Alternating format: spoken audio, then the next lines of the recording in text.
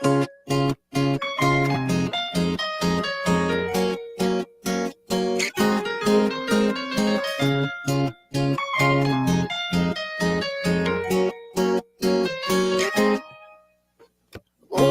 kuyugi ko, nganong di man ka kuyugin ako, bisan dili ko gwapa, kahibalo ko, mustorya sa kaagi sa una, sa mga bayani, nagigira lang para sa kuma. Isog mo dasma, andam mo away mamatay, unsa ko pa manggiatay. Kuyogi lagi ko, di man ko mamugos, kuyog ang mukha ko sa kagahapon ni umabot. Kuyogi lagi ko, di man ko mamugos, kuyog ang mukha ko sa kalayo ni kupas. Andam daw ba ng subo para malingkawas kuyog ni mo. Magkuyog na ta, padali na diha, ngano di ay, nganong di man kaganahan. Kupta na to, ang sundang nila pula-po, leyon kilat, flores o gargajo. Tasman, andam mo away mamatay, ulipon sa gugma, gugmang giatay. Kuyogi lagi ko, yaman kumamukos, kuyog ang mukha ko sa kagahapon ni umabot. Kuyogi lagi ko, yaman kumamukos, kuyog ang mukha ko sa kalayo ni kupas. Andam daw ba ng subon para malingkawas kuyog ni mo. Hindi ko nimo kuyogan, imunti kag palawan, hindi nakakatilaw sa humba o kinilaw. Kuyogi lagi ko, di man ko mamugos, kuyog ang mukha ko sa kagahapon ni umabot. Kuyogi lagi ko, di man ko mamugos, kuyog ang mukha ko sa kalayo ni kupas. Andam daw ba ng sumpon para malingkawas kuyog ni mo, kuyog ni mo.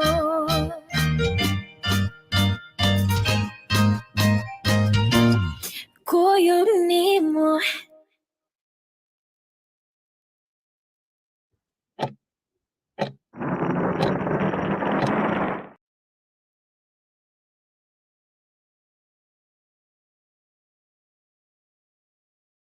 Malipayong pagsaulog sa Kalagkalag in celebration of the All Souls Day, 𝗵𝗃 the Heritage Hotel, in partnership with the 𝗓𝗏 Foundation Incorporated, the D&D Heritage Center, and 𝗵𝗃, Galeria Independencia, is a member of the Central Visayas Association of Museums. So these organizations present to you this afternoon in celebration of the Kalagkalag, this event, 𝗵𝗶𝘀𝗆𝗏, the Enchanted Cities in the Visayas. Maayong hapon sa tanan. Maayong hapon. So we thank you for coming here to those on site. Daghang salamat for being with us on site this afternoon. Wala mo mag-𝗵𝗀𝗀𝗆𝗏 costume. Ako ra. So I am trying to be an engkanto or a diwata. So so that's why I have here. So according to our resource person, so those who studied about Visayan culture, our ancestors, the women and even the men, would really like to have flowers on their hair. So, according to also a fine arts professor at UP Cebu, professor at fine arts, si 𝗂𝗲𝗃𝗃, he mentioned in our discussion on aesthetics that when the women or the men, when the Visayans would go out of their homes, it's always a performance. So they would always doll up, like of course the Visayans had colorful clothes, and of course they have woven clothes. They also have actually imported clothing, like they had silk. So according also to our resource person from an archaeologist from UP Diliman, and she is now with UP Manila, Tara Hernandez. She mentioned in our discussion a year ago when we discussed about the burial practices, and 2 months ago we discussed about the feasting and raiding in the Visayas. She studied much about the Visayas, although she is from Luzon, and she mentioned that in pre-colonial times in the Visayas, or in pre-colonial times in our islands, the the sexiest part of the body. Did you know what was the sexiest part of the body in pre-colonial times? A guess to those on site. Guess to know. What's your guess? To those online, what's your guess?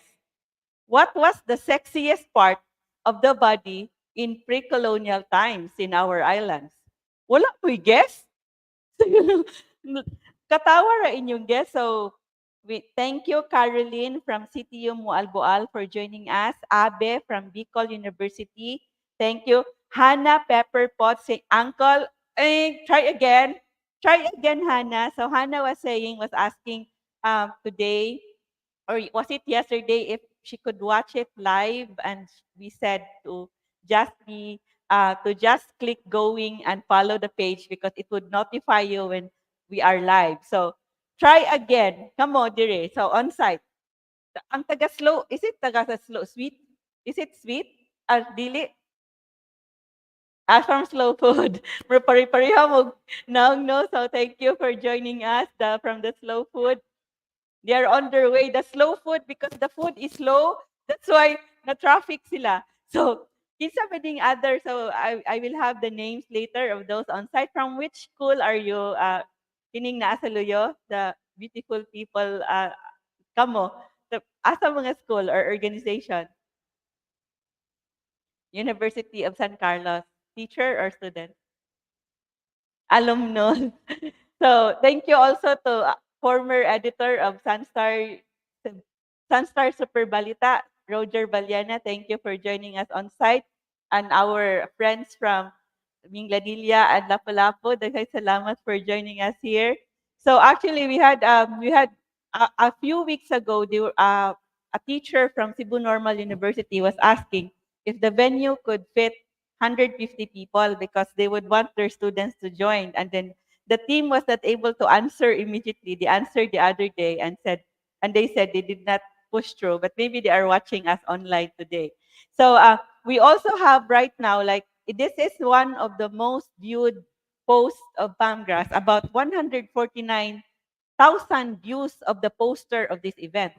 So, and there are so many shares, like nearly 300 shares for about this event. So people are really excited to know about these enchanted cities, and we would know about that this afternoon. So actually, I was asking our resource person, should we say the enchanted cities of ancient Visayas? And he said, no, it's not just in ancient Visayas, because until today, people believe that these enchanted cities still exist, even until today. So, kinsa man, wala pa answer adto no, ano man na to? Wala, no answer yet. Gia is saying, Gia Borja, her guess, I don't know if he or she, I don't know your pronoun, Gia. So Gia's guess is nape of the neck. Mao na imong sexiest part, Gia. So that's your fetish, with a joke. So, hapit na, Gia. Close. It's close, but not yet. Nape of the neck is the answer of Gia Borja. Kiara's guess is eyes. Close, but not wa pa gyud. Hapit na gyud. Gamay na lang. Ears ko lo from Roger Valera because he is the eyes and ears of the people in the media. So, hapit na sad, but not yet. Mouth, lips, murag hapit, di, layo na gamay. Kinsa man. Collarbone. Ay, wa ko'y collarbone. Di ko sexy. So, dili collarbone, not the collarbone. Nafarin Sanchez, Farena Sanchez, formerly a teacher of UP Cebu, is watching from Lapu-Lapu City. Ellen is watching from Negros. Ay, Kiara. So, kung if we said we had a prize for this, Kiara would be the winner. So the sexiest part of the body is in pre-colonial times is the hair. So of course, there are so many discussions about that the women would really like, have shampoo. They have their ancient shampoo for their hair with the coconut oil, with the sweet smelling herbs, and of course, the women at that time always took a bath every day, and also the warriors, and also the men. The Visayans were very keen on hygiene, and they would put flowers on their hair when they go out. Someone was saying, I don't know if it's true, nga even the men would put flowers on their hair. The women lang. Women are, di mo sugot si resource person nga apil ang men. So, they would always put flowers on their hair, and then, not always, but they would put flowers on their hair. And the hair is the very sensitive also part of the body, because there's an epic that said that you cannot, di ba, you cannot pull the hair, or you cannot get the hair, you cannot touch the hair of someone. Okay, it's very sensitive, and someone could be like that very beautiful princess was defeated in courtship when her hair was pulled or something, or when the one who courted her got a strand of her hair. But that there's something with the hair. Maybe we should have a discussion about that soon. And we don't know who would be the resource person to study about the hair in ancient times. So dahil salamat to the already 30 people watching on online right now. So we also are celebrating this month. So we would like you to know that we have celebrations this month. So this month we are celebrating the Museums and Galleries Month.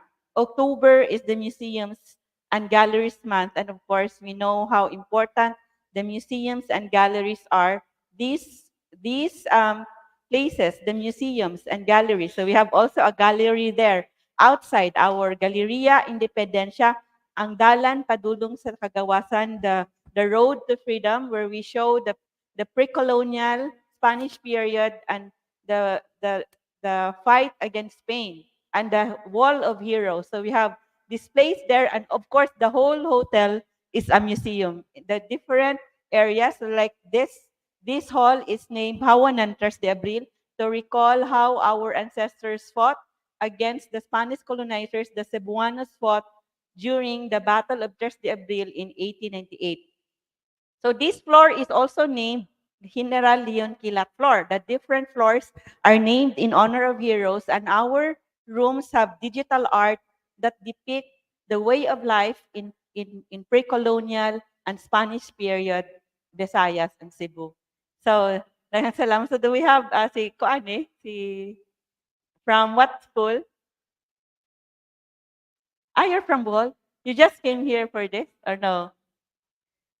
I have other things to do, and uh, yes, thank you for coming from Bohol. So, daghang salamat for joining us on site to those who just came in. So, there is also Hannah is saying in some studies the hair is sacred because it's used as antenna for communication for extraterrestrial entities. So I just heard that now. So thank you very much for this information, Hannah. So hair is very important. Antenna, so you can communicate with people through your hair. So that's the first time I've heard about that.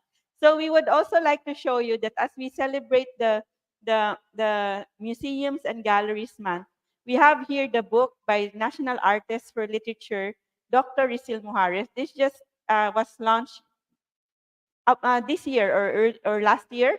So this is enigmatic objects, and this is his write up about the history of the museum in the Philippines. Notes on the history of the museum in the Philippines, enigmatic objects. So of course, it is through our museums that we are able to know more about to know our past.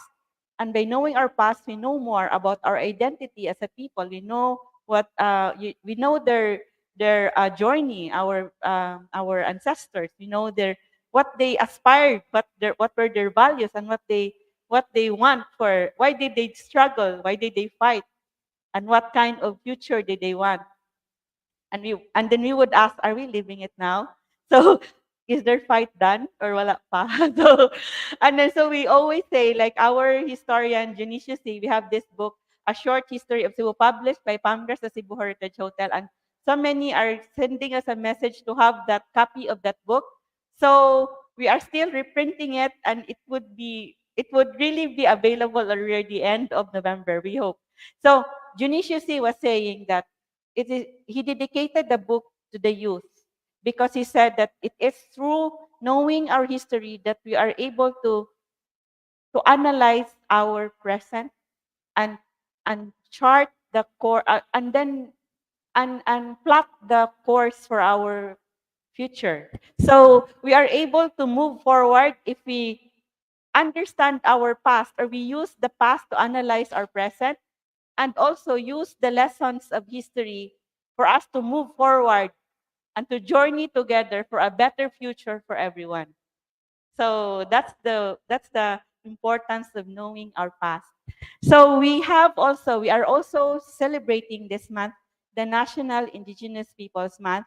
So our historians would say that for us to know more about the way of life of our ancestors, we just take a look at the way of life right now of the indigenous peoples who were not colonized, or who were not colonized by the the Spain or Americans. So they are able to retain their culture, or they are struggling to retain their culture. They were in our discussions with indigenous peoples. They always say that like Dato Amay Iwag Linsahay of the Talaandig Higaunon indigenous cultural community in Bukidnon. He was telling me, was so emotional in telling me that the indigenous peoples are being killed. Their culture is being killed in all aspects.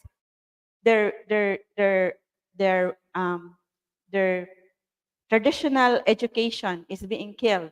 Their traditional healthcare, their traditional way of governance, their bagani or warrior system, uh, their dance, all of their values, because their children are being educated in a school that is not theirs in 5 days in a week, and the children are with them only 2 days in a week. So they have this school of living tradition, and where they teach their children their culture, their dance, their songs, their language, everything about their culture. But it's just 2 days in a week. So they are concerned of their children who are no longer, if they want the children to be proud of their culture. So they're concerned about that. They're so emotional about it. So we are celebrating the Indigenous Peoples Month. So we celebrate it by honoring and respecting their rights. And so we also here at Panay the Cebu Heritage Hotel, we have the indigenous accessories that you will see at our Sinugatan Gifts from Cebu, and we avail of them. We wear them like this. I am wearing right now the Tibuli bracelet, brass bracelet. They are the ones who are making traditional jewelry making until today. There are also beads, necklace, headdress. that are available at Pamgras, Sinugatan, Gift Shop Cebu. So we actually, even the Tibuli was saying that Bundos Farah, he is now a Gawad Manglilikha. When we had a video shoot with him in 2019, he was saying that they are hoping that the youth would follow, although they can see that the youth are no longer interested.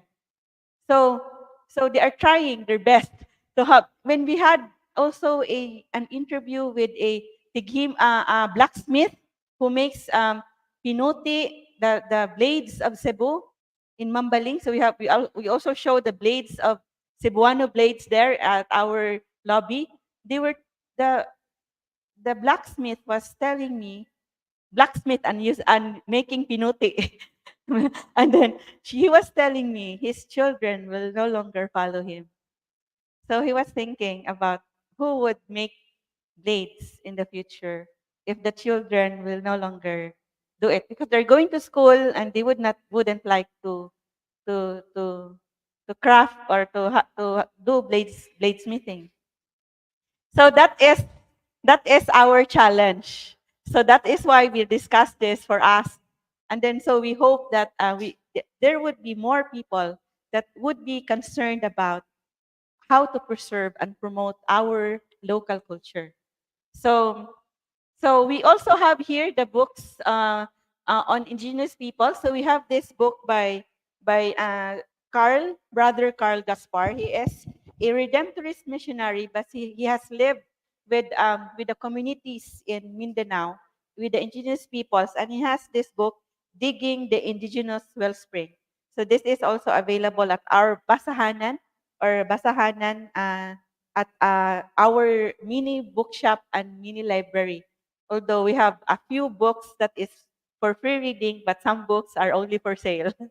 So we also have here, also from Brother Carl, although a novel from him, Ang Dagayday sa Panahong ng Labay. This is a novel by Brother Carl, but his pen name here is Melchor Morante. Oh, pwede ba na isulti ka? Ang pen name rin niya. So maybe there's a reason why he did not use his Brother 𝗘𝗺𝗵𝗃. So these are available at our basahanan. So thank you very much for those who came on site right now. So we hope that we would have more chairs ready if we will have more people coming in. So we have Frischel Apad watching from Taguig City and Pateros, Ferdy Aparticio, the supervisor also of the Araling Panlipunan of Taguig City and Pateros. Daghang salamat for joining us. And we have also Trinkets and Trades. Ikaw, Nick? Si Adili ni ikaw. Watching from Bohol. I thought this is you. So what's your name? Wait, Rachel? Ikaw ni si Adiliday. So Trinkets and Trades, watching from Bohol. I'm writing a research on the preservation of folklore. Hopefully this can help. Yes, it's very good that there are so many of us now interested in knowing our culture, our folklore, our stories, the stories of our people. So daghang salamat for joining us on site to those who just came in. So we would like you to know that if we say that we start at 3 p.m., we start at exactly 3 p.m. because our online audience actually, in the past, we would have 30 minutes, but I would have ad-lib right now, so for 30 minutes.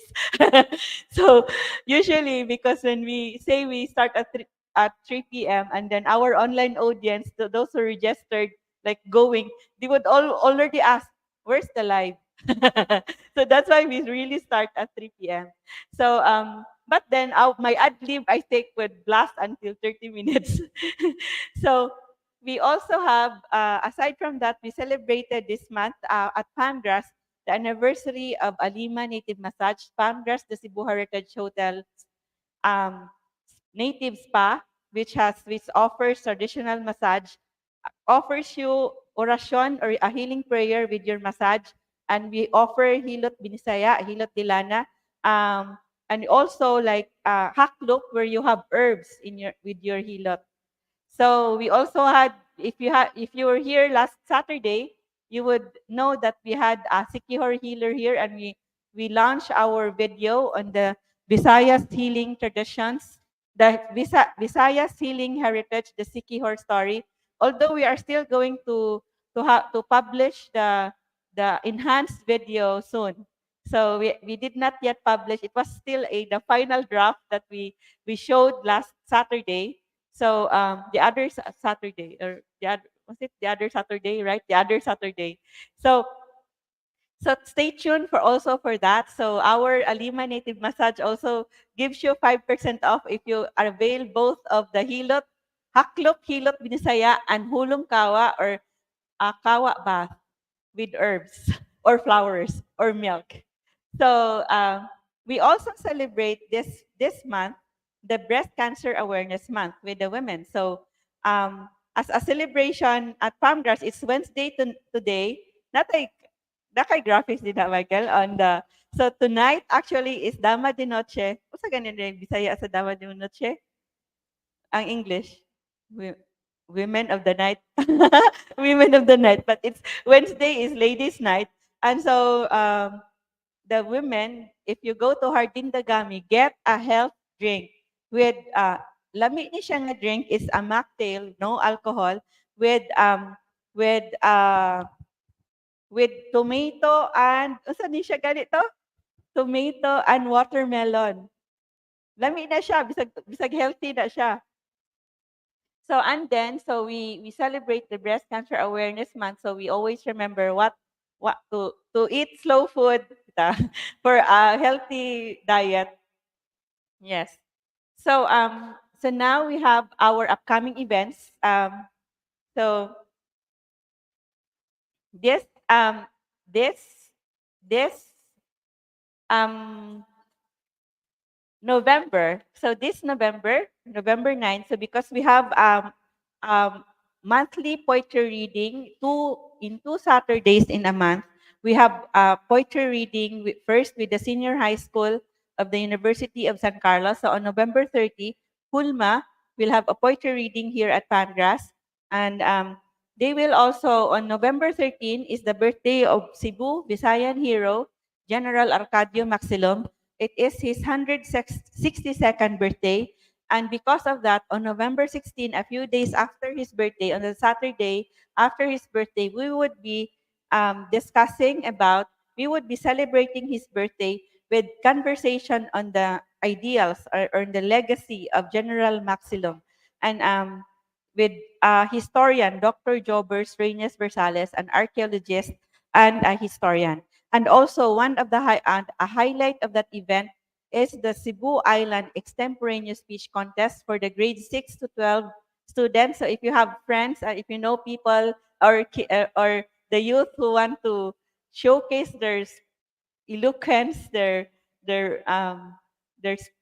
how well they talk about our heroes. So actually, this is an extemporaneous speech contest, and in partnership with the Department of Education Region 7. So this is for November 16.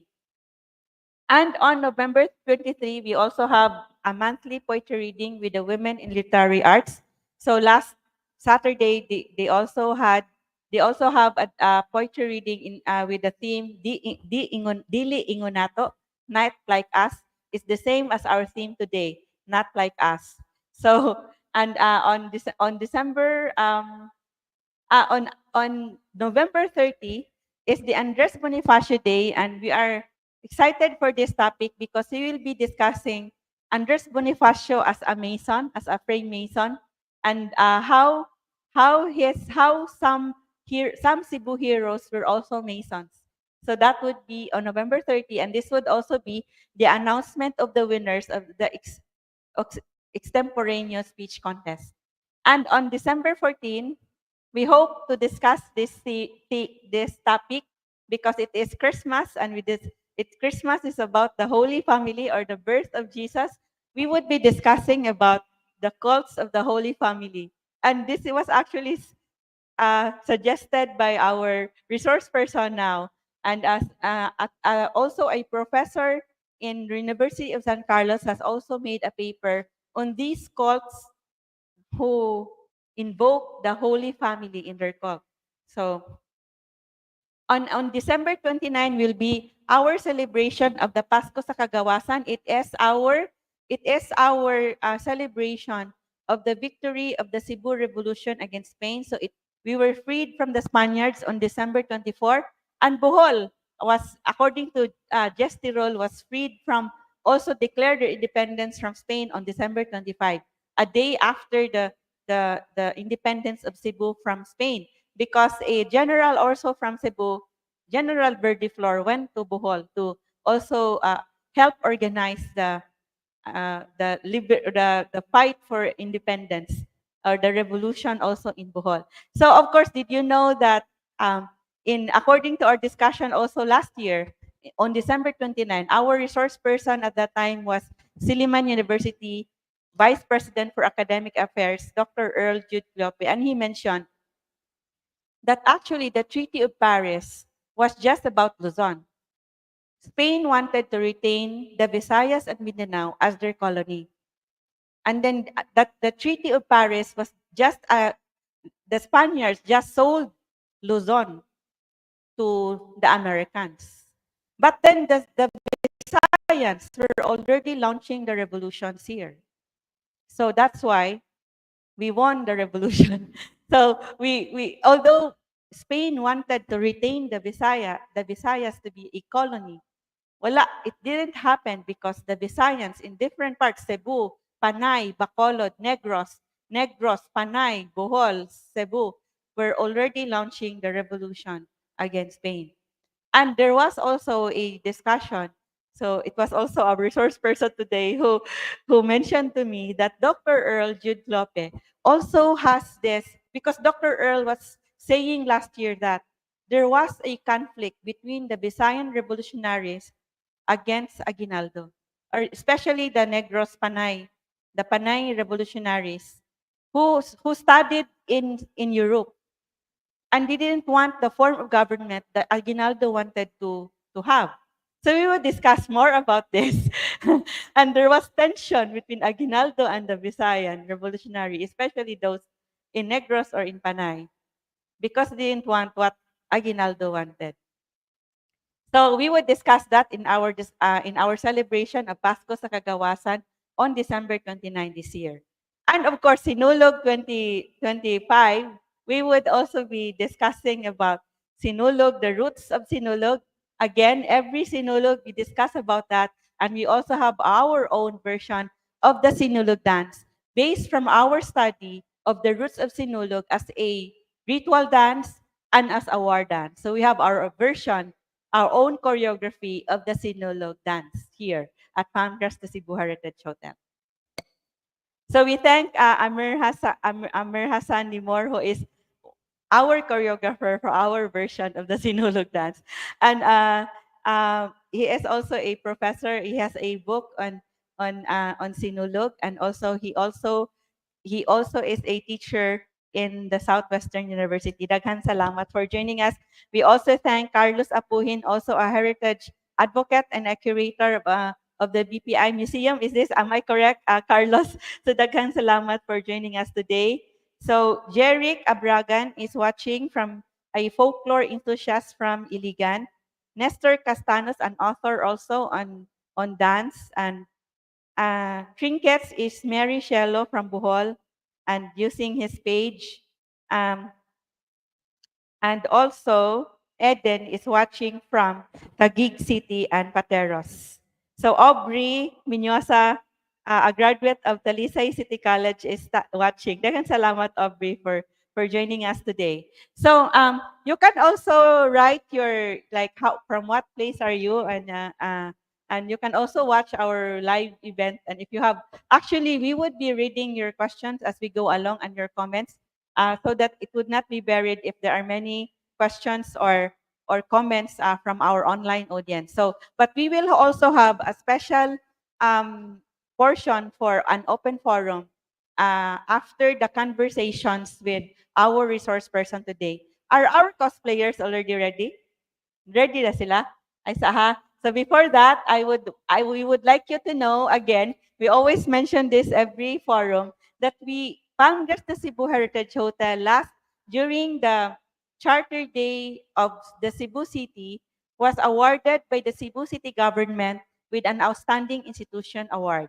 So this award is in sincere appreciation of PAMGRA's unwavering commitment to preserving and promoting Cebu's cultural legacy through engaging exhibitions, book launches, and diverse events, cultivating a profound appreciation and understanding of Cebu history among the youth and local communities.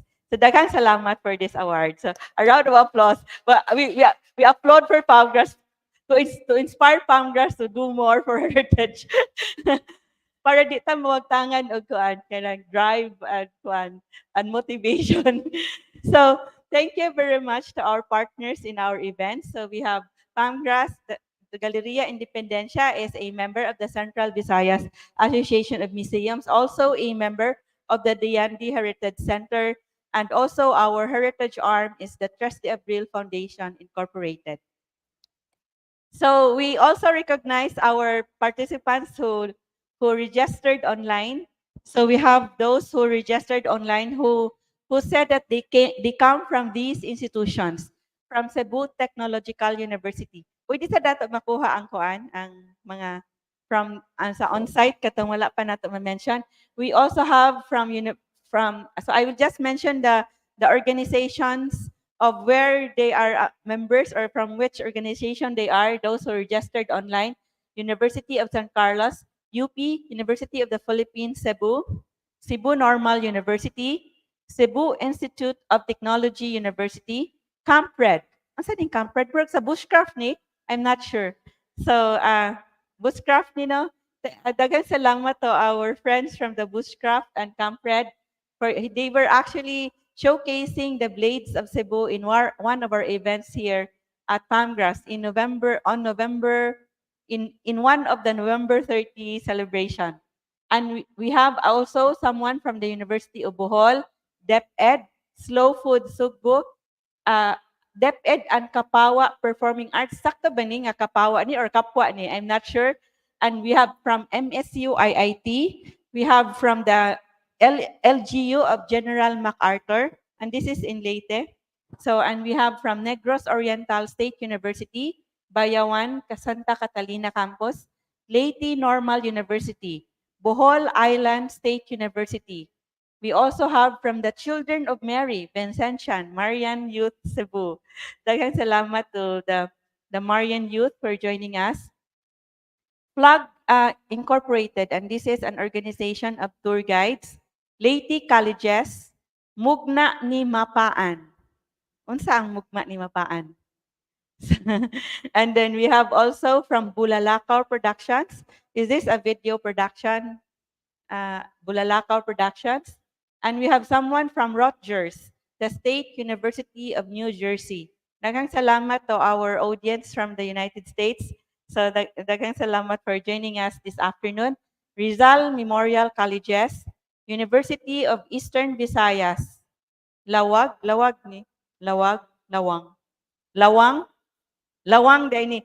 University of Eastern Philippines, Lawang. And then Father Saturnino Orius University, and this is in Butuan. We have from PUP in NCR, and Global Initiative for Exchange Development, Leyte Normal University, University of Santo Tomas Central Seminary. So daghang salamat to the seminarians for joining us this afternoon. So we hope we can learn more about the pre-colonial religion and belief system. We also have from Philippine Science High School, Eastern Visayas Campus, University of Science Technology of Southern Philippines, Cagayan de Oro. And we have someone from Ateneo de Manila. So daghang salamat to those from Ateneo de Manila. From St. Michael College, Cantilan. Asan yung Cantilan? Surigao. And do we have would we mention Surigao this afternoon? Excuse Michael.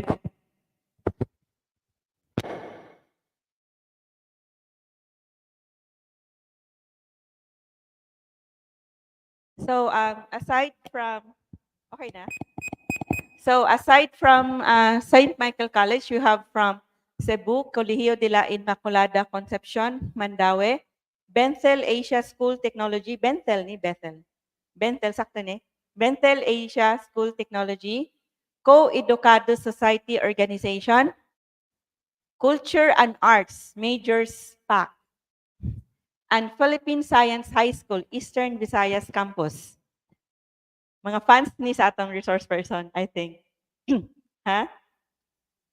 High school ka ni mo. Ay, dito din siya nag-high school. And Episcopal, we have Dr. Emilio Espinosa, Memorial State College of Agriculture and Technology, Philippine Science High School, main campus, and this is in Cebu. Maybe this is, Quezon City ni? Dili din, abi na ko sa Argao. So this is in Quezon City, the main campus of Philippine Science High School. We have from USJR, Junior High School Department. Maraming salamat for joining us. Nanyang Technological University. From which country is this? NTU, Singapore. So we have also from Nanyang Technological University from Singapore. Maraming salamat for joining us this afternoon. And Santander National High School, MSUIIT, and CARD MRI. So this is also is this a microfinancing organization? CARD MRI? 𝗍𝗄𝗄 Tours or a tour agency. So daghang salamat everyone to those who registered online. So daghang salamat to Dr. Joy Hera also for joining us this afternoon online. Bian Fernandez, our veteran filmmaker, former teacher from St. Teresa's College. Liboy Calada is watching, and also Raul Buzon, a graduate of history at the University of San Carlos. So now, because we are going to have a discussion with our resource person this afternoon about di Ingon Nato, you already know. So this is a Cebuano or Visayan. This is a Visayan term, dili Ingon Nato, not like us, and it refers to supernatural beings. So our ancestors believed in supernatural beings. So if you have watched our discussion on the healing heritage in the Visayas, we also discuss about the belief system of our ancestors. They believe in deities.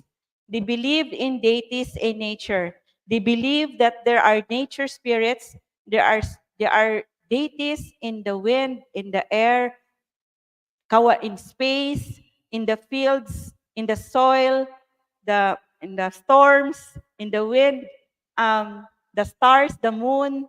They all worship these because nature. They worship the deities in nature, and that's why they could not harm nature. They also believe in their ancestor spirits, like they believe that their ancestors who had very exceptional qualities become also become also anitos when they die.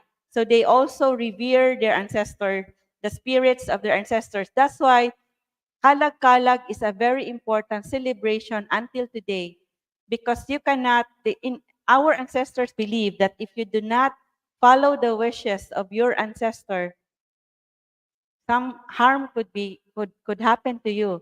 And also, they also believe that you should always remember your ancestors, because and then you pray to them because they would guide you in times of hardships or in your day-to-day life.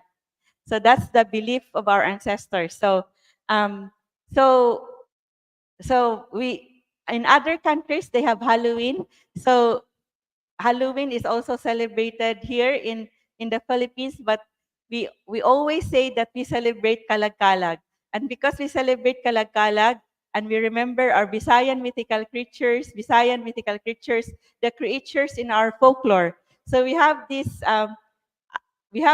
offer at Pangras, like we have a Santilmo drink. So you know that Santilmo is a mythical ball of fire that, according to folklore, embody a spirit, or a spirit that would run after you when you pass by a cemetery.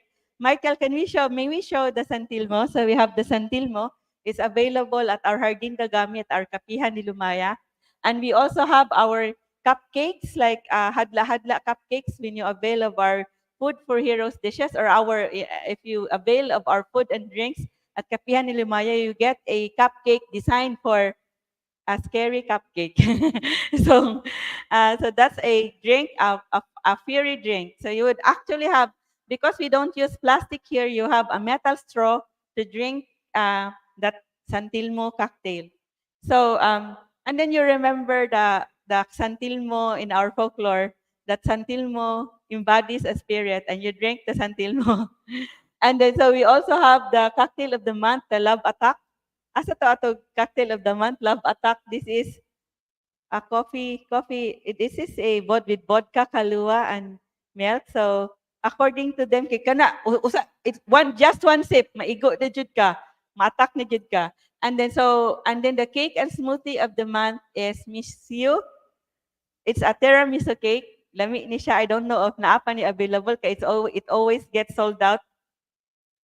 So now we would now introduce to you our winners. We had last Saturday we had a Visayan mythical creatures cosplay contest, and we already have winners. So ready na, ablihan na ninyong pultahan. So nanatay music diha.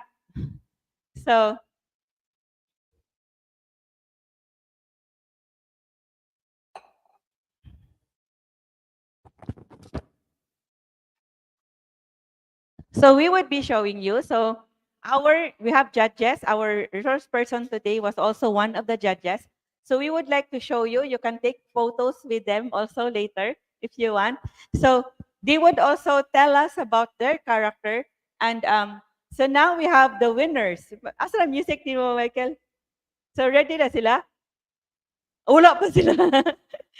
So unsa man ni? Ato sa introduce ato resource person before we introduce our cosplayers. So before we introduce our cosplayers, we would like to introduce to you, karon na gid magsugod na gid ta. Human na akong adlib. 30 minutes na to or nasobra na? Ala, more than. More than. So now we would like to introduce our resource person. Our resource person this afternoon have been also our resource person in more than 3 events already. So he was our resource person in our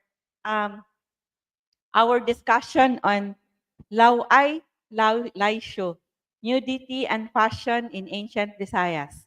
And he was also our resource person in Yawa, the about Yawa. So the demonization or the women or the babaylan or the women and the gays who were demonized during the Spanish colonial period. Yawa was a goddess in ancient Visayas, and now became the term used to refer to the devil during the Spanish period. So a Visayan goddess became the Visaya word for devil or the devil became Yawa. A Yawa was a pre-colonial Visayan goddess. So he was also our resource person for that. He was also a resource person in our video, in a video on Lapu-Lapu myths and history. So you would see that at our YouTube channel, Lapu-Lapu history, myths, and but Lapu-Lapu in the YouTube Pangress the Cebu Heritage YouTube channel. He was also our resource person. Ano pa to? Kana ron? He was also our resource person about the amulets of Leon Kilat. So our resource person this afternoon is an associate professor of history in the Department of Anthropology, Sociology, and History at the University of San Carlos. He is the editor of the University of San Carlos Philippine Philippine Quarterly of Culture and Society Journal. He got his PhD in history at the University of Hull in United Kingdom, and his dissertation is entitled Solidarity and Crisis-Derived Identities in Samar and Leyte, Philippines, from 1565 to present. And he is the Visayas representative and secretary of the Executive Council of the National Commission for Culture and the Arts, a National Committee on Historical Research from 2020 to 2025. And he is a lifetime member of the Philippine National Historical Society, and he was awarded with the Young Historians Prize in 2014 by the National Committee in Historical Research of the Philippines National Commission for Culture and the Arts in 2015. He also got the award from the 9th Virginia Miralao Excellence in Research Award by the Philippine Social Science Council in 2021. And his research interests include Leyte summer studies, local history, social movements, environmental history, and community resilient studies. So ready na yung microphone. So please help me welcome our beauty and brains resource person, Dr. George Emmanuel Borinaga. Isa.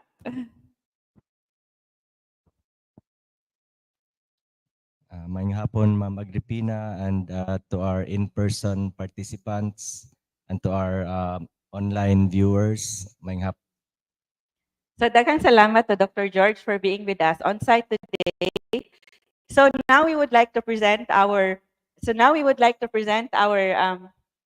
our cosplayers who would bring to life some characters some creatures in our folklore and myths and oral tradition. So, nana kay music din na, Michael? So now we have, pwede open lang ng door? So now we introduce to you, pwede mag-music na kadaan, Michael?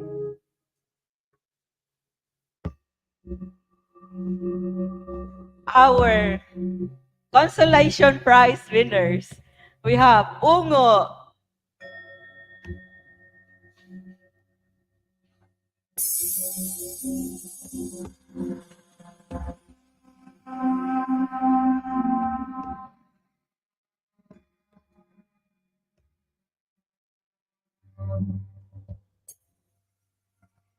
Pwede adjust ang camera?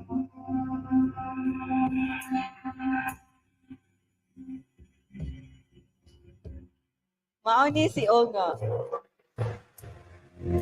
When she was asked, actually, so next, next, we have Encanto.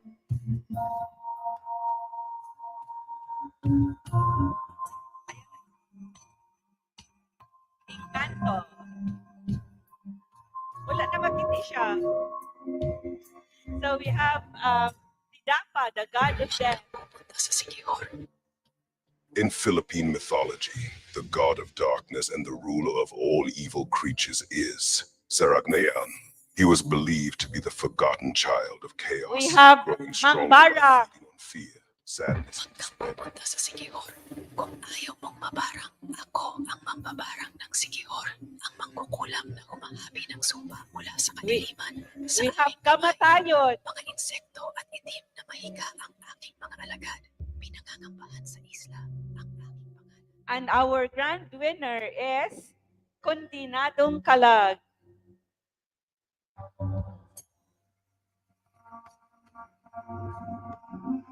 So now we would like to hear them. Yes. So now we would like to hear them talk about their character. So, and then they will just stay here for you to look at them the whole period. So we have now we have Ungo. So we have our pwede mo ari si Ungo dire. So next, sige. So istoryahin mi on kinsa ka. Ako si Ungo. Usa ka mitikal nga nilalang na mukaon ug atay ug laman loob ng mga tao. A round of applause for Ungo. So Ungo was actually would actually, according to folklore, they would eat the liver. So she was saying that she would eat the internal organs of people And according to oral tradition, they would eat the liver because the liver contains the soul or the power of the person. And last cosplay contest, she was asked which liver, which would she eat, and she said, I was asked the judge, I was one of the judges, and I was the judge asking the question, and she said, I will eat your liver. I will look for you if my liver will get lost tonight. We would blame you for eating my liver. So our next cosplayer is Encanto. Yes, we have Encanto. Tell us about you. Ako ang engkanto, ang reyna sa kakahuyan. So Encanto says that she is the queen of the forest. And then she also said when she was asked, who would you bring to your palace? And he said, sige, to answer ni mo, Encanto, you, andito ko na kami. We asked her, if because the Encanto is said to bring to her palace someone that she likes. And so, who would you bring to your palace? Katong mga tao nga matinud-anon ug masaligan. So only the truthful and reliable are the ones she would bring to her palace. And our next mythical creature is the Visayan god of death, si 𝗏𝗏. Mayong hapon kaningang tanan. Ako si 𝗏𝗏, ang Ginoo sa kamatayon. Mythology, Asa the god kay question nimo? Asa tay question sa iya? Asa kay tay gisulti? Sa no. So unsay what is the purpose? Why not adjust ang microphone? What is the purpose of the god of death? Why is there a god of death? Para tig-arrange sa mga patay, para di ta magkatag-katag ninyong tanan. So, he said to arrange everyone, all the dead. So, and then so our next cosplayer is Mang Barang. Ayaw mong mabarang ako ang Nasultihin mi kung sa imong answer last time. Ako ang mambabarang sa sikihor. Ang pangutana nila ngano kuno ni exist ang mambabarang. Ako kasulti, isip usa nato tanan diri ni kalagot. Ug usa ana katong magipangbiyaas lang mga uyab. Kung kinsa to mga picture ready ra jud kay ko. May hapon. So Mang Barang was saying last time that she comes to bring justice to all women who were left and who were sa to gibiyaan. And then and she is saying now if you want a picture of someone who ghosted you, just give it to her. So our next creature is kamatayon. Ako si kamatayon, ug oras nimo kuyog ta. Rar. Ang pangutana sa kuha, unsa ang kinabuhi ug wala ang kamatayon ug unsa ang kamatayon ug walay kinabuhi. Ang kinabuhi ug walay kamatayon kay malipay ta kay buhi man ta. Ang patay nga walay kinabuhi is guol ta kay di man ta mabuhi, namatay man ta. So kamatayon is saying that his question was, what is life without death and what is death without life? And he said, death without life. Sa ito mo answer, kamatayon, ang kinabuhi nga walay kamatayon. A life without death is joyful and death without life is sorrowful. So mo na yung answer. And of course, our grand winner of our Visayan Mythical Creatures Cosplay Contest is Kondinado. Kondinadong Kalag.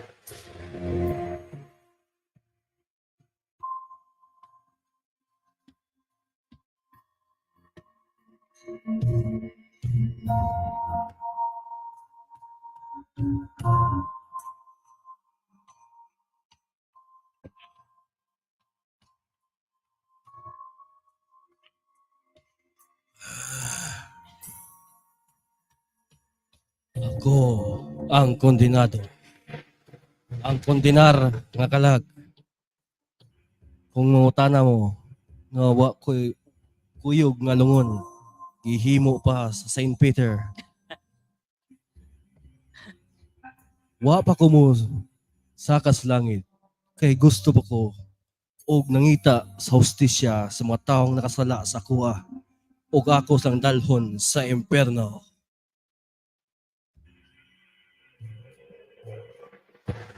Daghang salamat kag kondenado, our grand winner. And he was saying that he's actually looking for justice, and that's why he is still here, looking for the one who killed him. So, daghang salamat to our cosplayers. So they are still here, and they will be also. We would be showing them to you if they are mentioned also later by our resource person during our discussion. Pwede na to okay na na, okay ra na ang camera karon sa atong mga kondenado, atong mga cosplayers, pwede balhin na siya. So daghang salamat to our cosplayers. So they won prizes in our cosplay contest last Saturday, and they will be here until the end of the program. Kung wa pa sila giigang. So now we have, you can take your photo with them if you want. So actually, our Encantada during our cosplay contest was singing an Encanto song, but right now wala siya mo kanta. Later na lang tingali if we would show her again. So daghang salamat also to the Visayan Culture Administrator, so Biwing in Canada. So Visayan Culture is a page with members from Canada and other parts of the world. So they are also tracing their roots, their Visayan roots. So we thank the Visayan Culture page for always supporting 𝗵𝗃𝗀 the Heritage Hotel's events. So we have also someone who just came in. Unsa na siya kanang nag-costume siya? Wala din. So we have Sobi Wing, daghang salamat. AJ Fuentes, Emilio tagging his friends, and Janet is from Aguho Elementary School and Taguig City and Pateros. Daghang salamat for joining us this afternoon. So now we would give now the questions to our resource person. So if you have questions, you can type them at the comment section, or you can wait for our open forum this afternoon. So we are trying to have an enchanted forum. That's why we have lights here. So, and the lights at our resource person is twinkling. So we hope that, so now we would like to ask this question. So what are these Ingon Nato, or not like us creatures, like Diwata and Encanto? And where are they? What do the people believe? Where they do originate? And what enchanted cities and locations are associated with the Diwata or Encanto? Okay, I'd like to have the slides, please.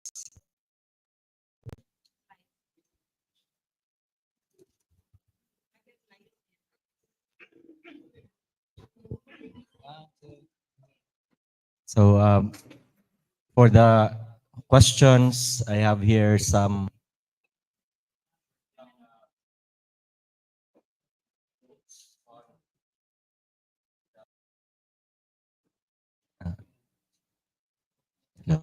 okay, the meanings of this.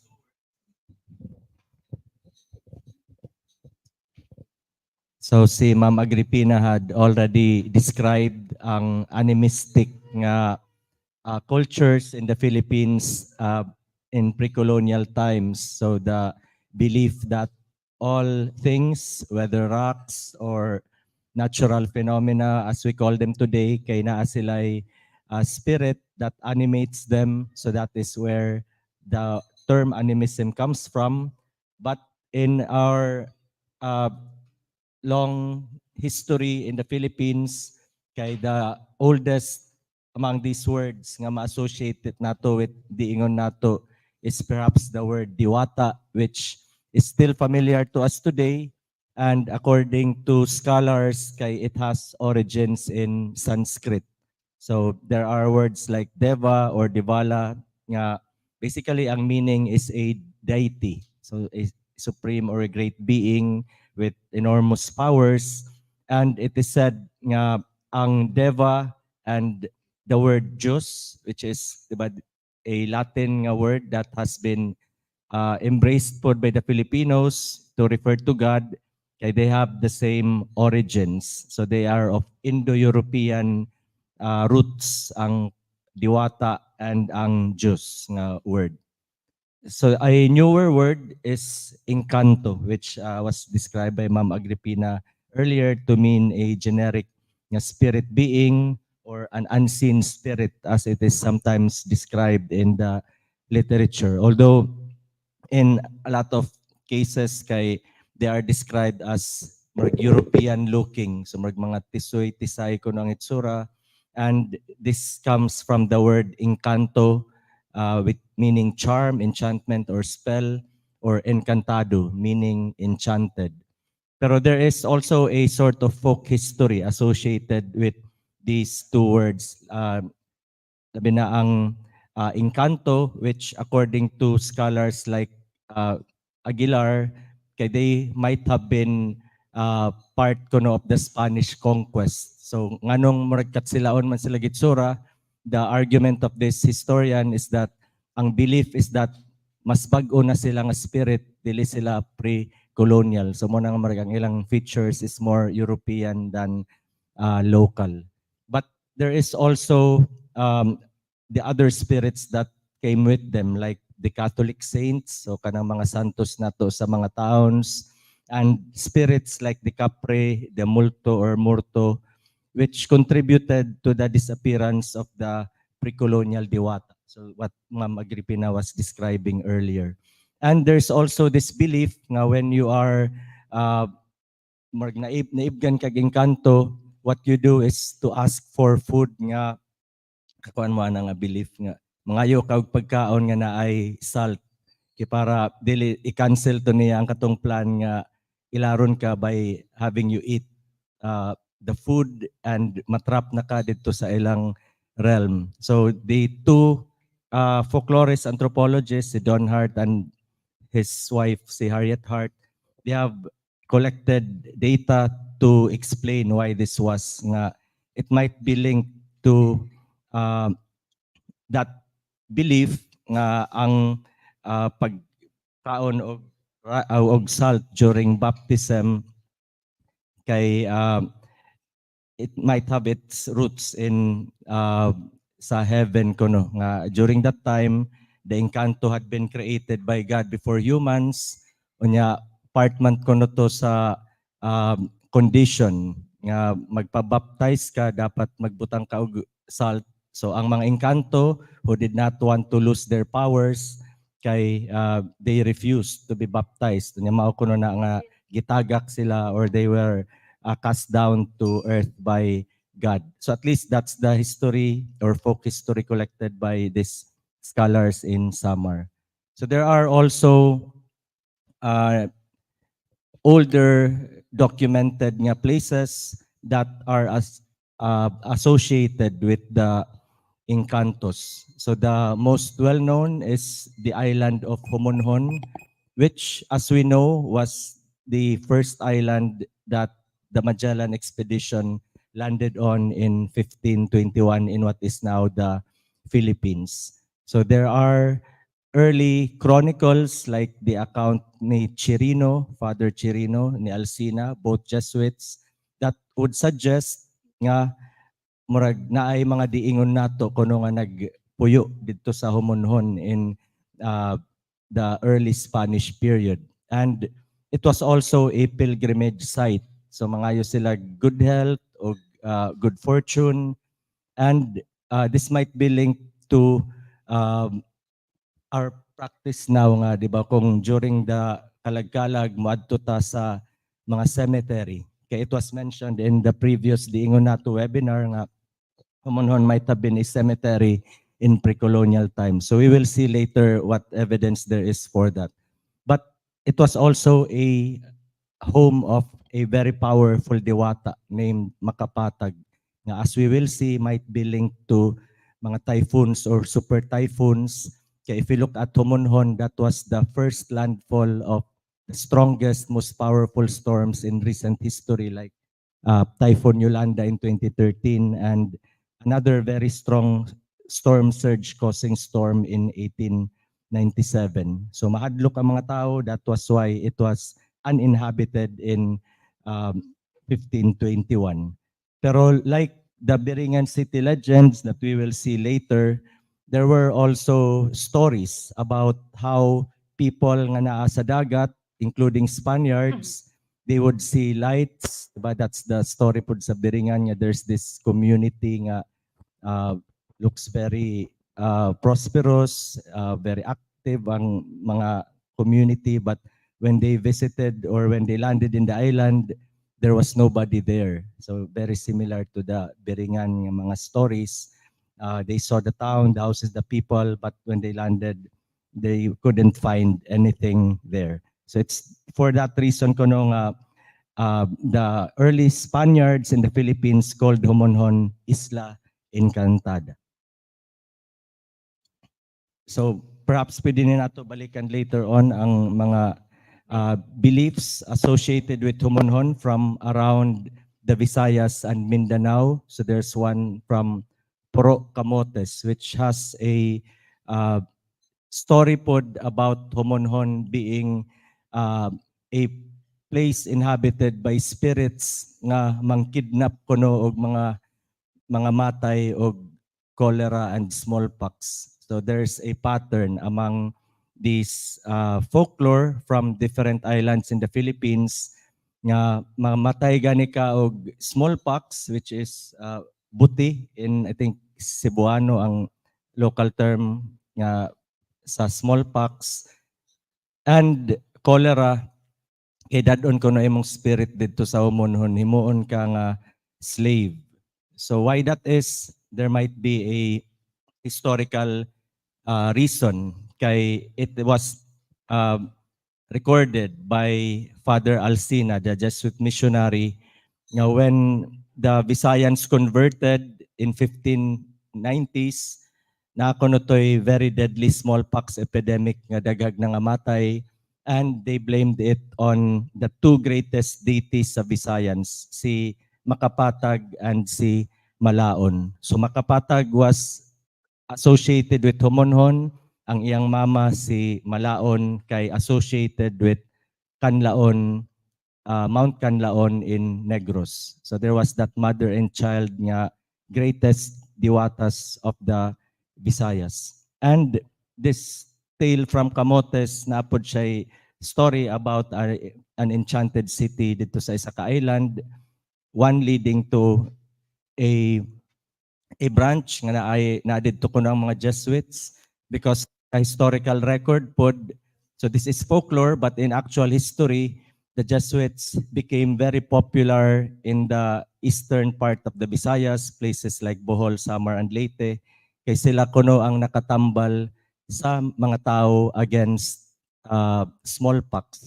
So diba that smallpox nga caused by Malaon and Makapatag. So even in folklore from the 1950s, that historical event nga nasikat ang mga Jesuit, kay it was still part of the folklore associated with this enchanted city dito sa Poro Island in Camotes.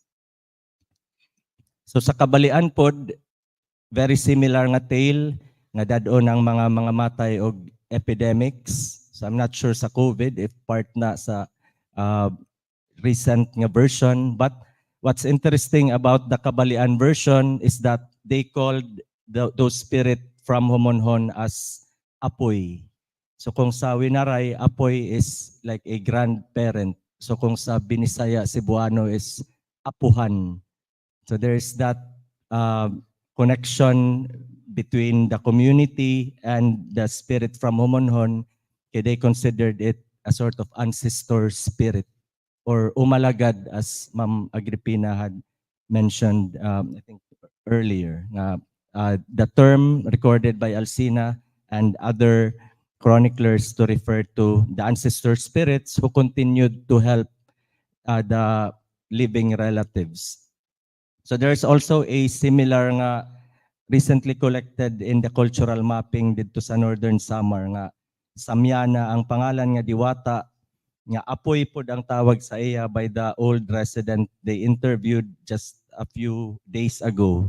Unya there is this well-known story nga kaning diwata nga apuhan nila help a little league team in the 1970s and 1980s to win championship sa baseball in the Philippines and overseas, I think dito sa US. So there's that belief nga kaning mga spirits associated with certain locations, enchanted locations kay ilan ng mga apuhan or ilang mga ancestors.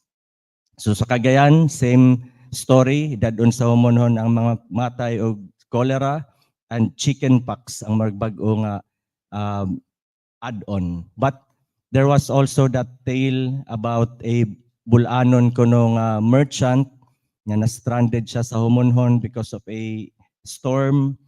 Unya na siya nakit-an kuno nga kahoy in the middle of the island in a small clearing without trees, without branches. Unya around the tree na siya makit-an nga mga sinina, mga sapatos, mga alahas, and other items owned by people who had died, including katong wife kuno sa kanang merchant or traveler and the shoes sa iyang igsuon. So namatay kuno to chickenpox and cholera kaning loved one of that bulanon nga traveler. And when he was about to leave, nakadungog siya laughter and a voice apparently coming from the tree. Voice day kuno to sa iyang wife saying ay kabalaka kay malipayon ra ko diri katong realm wherever the wife was. So apparently wala day kuno to namatay ang iyang wife. Gidala ra ang soul didto sa humonhon kay di ba namatay man because of an epidemic disease. So sa Surigao atong na-mention ni ma'am na ay belief pod ang mga mamanwa. So familiar mo sa mamanwa, isa pod ni sila sa mga indigenous groups nga na-mention earlier, and they have a class of spirit that they call homonhon. Ang meaning sa homon or ang marag idea nila of a homonhon spirit was an evil spirit kuno kay apparently na Christianize na ni nga mga mamanwa nga nagtell aning account who induced a shaman to kill. So murag kung masaniban kuno ang ilang mananambal or ilang shaman kay murag kuno siya mahimong violent. So this is similar to other spirits sa uban nga ethnic groups, mga IPs. So sa Mindanao na ay Mandaya and Bagobo nga naa sila spirit nga very similar in description sa Busaw o sa Homonhon, which is Busaw spirits nga kung warrior ka mauna ang imong pangajian para mahimo ka nga isog. So for courage, for bravery in battle. And in the Cordilleras sa Ifugao, napod sila war spirits called the 𝗵𝗃. Nya mao pod na nga more cannibalistic, ferocious deity nga mo'y pangajian nila to win in battle. So what do these stories have in common? Ang kanang slave raiding is a common theme in these accounts, and epidemic disease, di ba nga mga matay og disease dadon ang spirit to become slaves dito sa Homonhon, although it did not mean nga very miserable sila dito. It could be kuan lang na captive sila pero happy gyapon sila. And how is this linked to ancestral souls? According to 𝗏𝗏𝗀𝗏, ang kaning mga rocks, islets diha sa southern part of Samar, including Marabot. So if you've been to Samar na anay Marabot islets nga makita after you cross San Juanico Bridge, mo na himuon nila nga mga cemetery sa una. Diha na ang mga burial of the ancestors, especially the heroic ones, katong mga warriors nga mo engage og slave raiding. So perhaps that's why na I believe nga kung masakit kag disease, mura kag kidnap, gi-raid ang iyong community para kuhaon ang imong soul. Kay according to 𝗏𝗏𝗀𝗏, katong idol ni siya ni Rizal nga scholar, these cemeteries sa ancient times included the island of Homonhon. So kung that would support that this hypothesis nga cemetery ang Homonhon sa una, and there would be warrior spirits nga mao'y maginap og mga nangamatay og sakit sa ubang islands. Nga ilang tawagon pod of the communities nearby as their apoy or apuhan. So ancestor to nila nga mga warrior raiders, manginap, enslave o mga people from outside. So unsay link with makapatag, so perhaps these warriors sa una mo pray sila kang makapatag kay diba, if you think about Ondoy or Yolanda, diba, very powerful ning forces of nature. So sa mamanwa mao pud siguro to nga typhoons are also associated with war, kay very isog man to ang Yolanda, ang Ondoy, diba, ang winds very scary nga murag ang ilong atop kay murag guba sa Ondoy. So that might be the connection nga mahimo tong war spirit of sorts si makapatag, what we might call a super typhoon nga god. And very quickly na lang, si Laon was the mother, but she was, according to the accounts, considered as more powerful than the sun. Di ba even today, kung dito sa balay, kinsa may boss usually nato, it's the mama. So sa kaninga case, si Laon was the one who ordered or magisugo niya si makapatag nga i-spread to ang smallpox, perhaps as punishment kay ni-convert man ang mga Visayan in 1596. So that's why even until now, there is still those stories from ethnic groups, IP sa Mindanao or mga communities in the Visayas nga kung mamatay ka og smallpox or other disease, gida ka sa Homonhon. Perhaps because of this event sa 1590s, ang pag-convert sa Visayans to Christianity.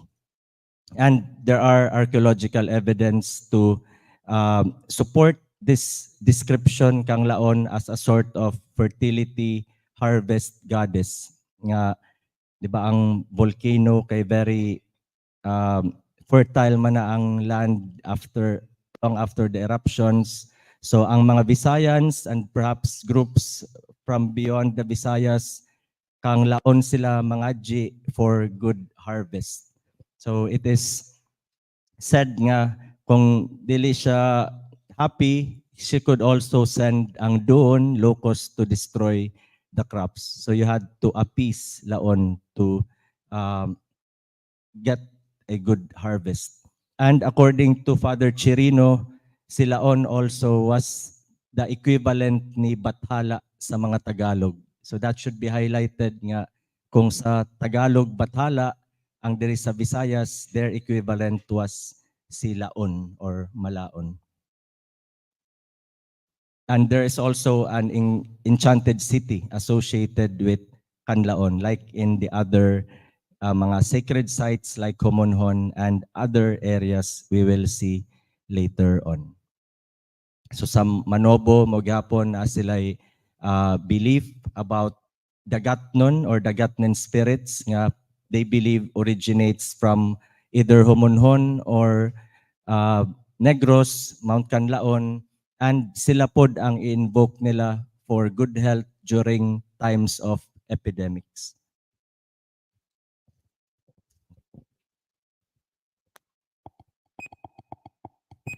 Dr. George, so Dr. George shared with us very interesting facts in the archival records. So that's from Father Chirino, a Jesuit priest who wrote about what he saw in the Visayas or in other places in our archipelago.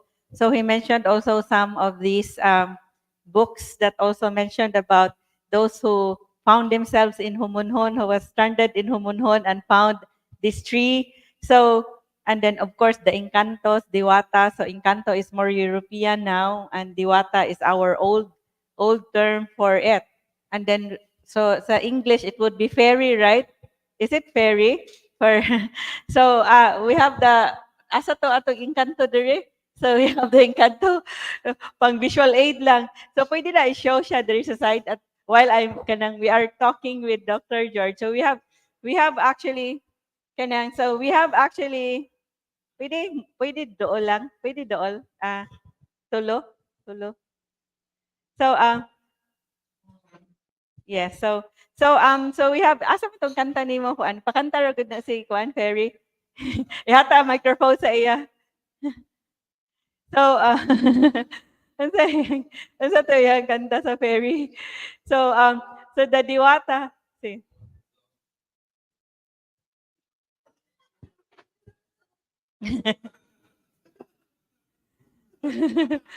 unsay kanta ni kuan? Unsay kanta ni Fairy? Sige, go.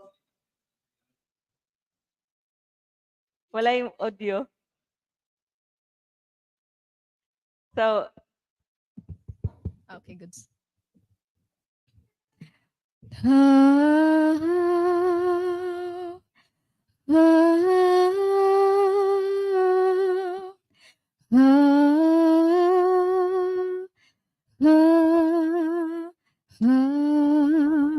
na madala na mo si Ampalasyo ron. Dadoon na mo sa humunhon og sabguan, biringan. So our question, pwede na ibalhin ang camera dito sa ila. So our question, so for example, so we have also this comment from Blaze.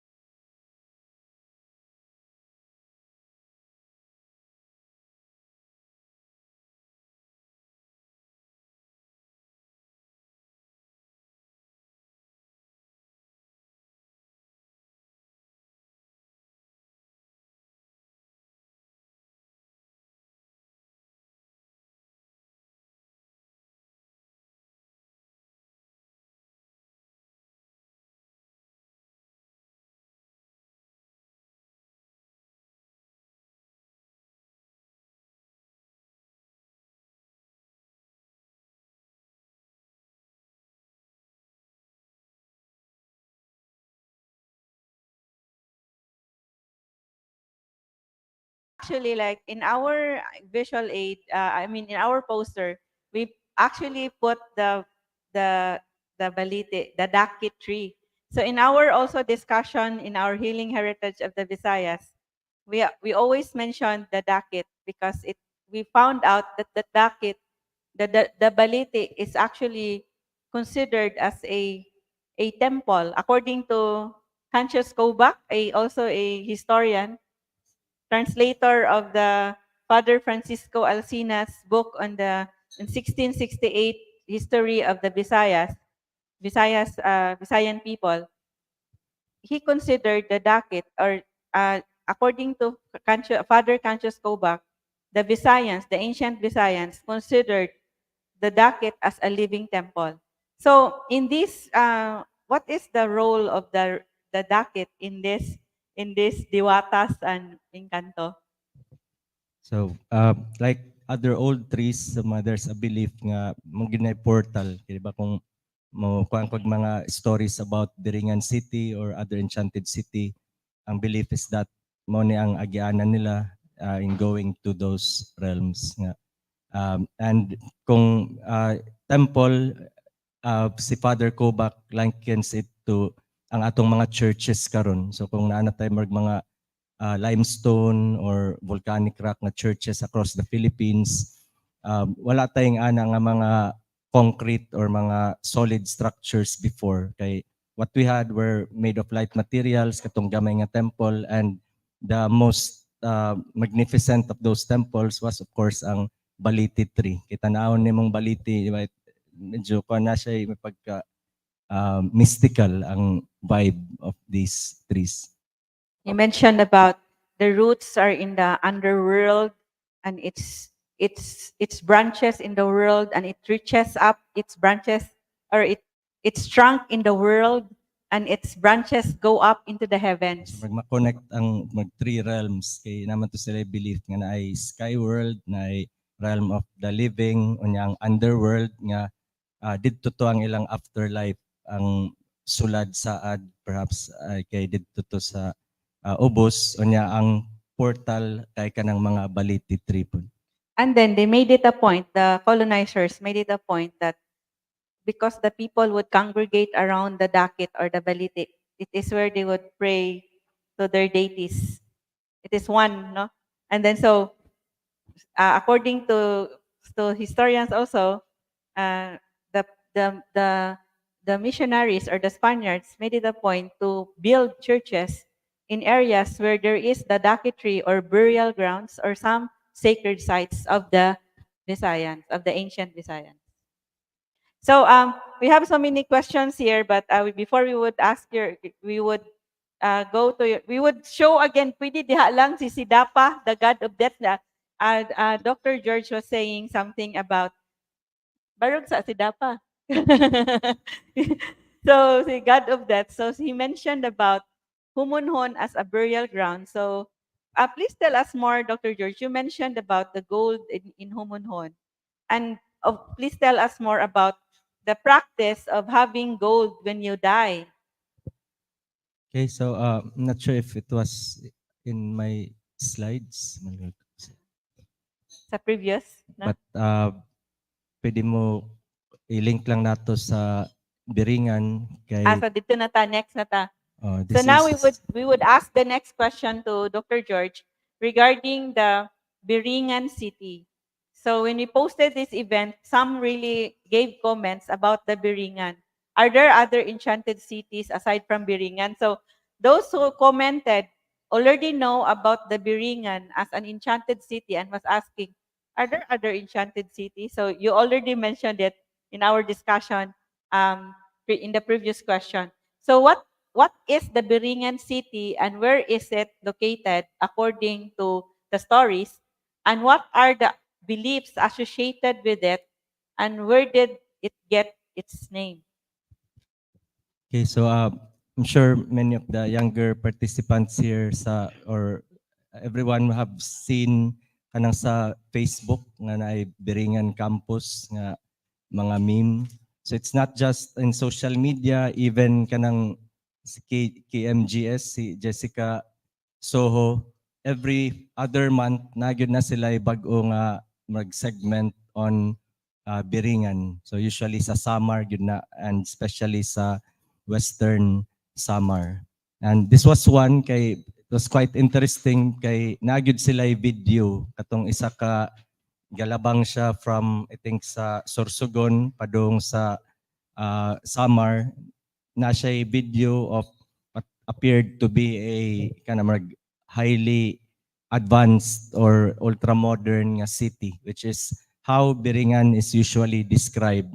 Ana yung mga diingon nato, mga engkanto nga mistisa looking, unya na ay mga fancy cars, unya mo order kuno na sila mga cars, pero kung maningil na ang car dealer, mangita sila Biringan nga address, mingon ta wala may Biringan diri. So, di na manimbawot ang balahibo sa katukonong giutangan sa elemental or the engkanto who ordered those expensive nga mga luxury goods. So this is how it's described by a writer nga it's an invisible or occasionally visible, very advanced and beautiful city said to be located between the municipalities of Gandara, Tarangnan, and Pangsanghan, where one finds the lost, and depending on how you listen to, it's either home to the Encantos or the Enchanted Ones or the souls of the lost and the dead.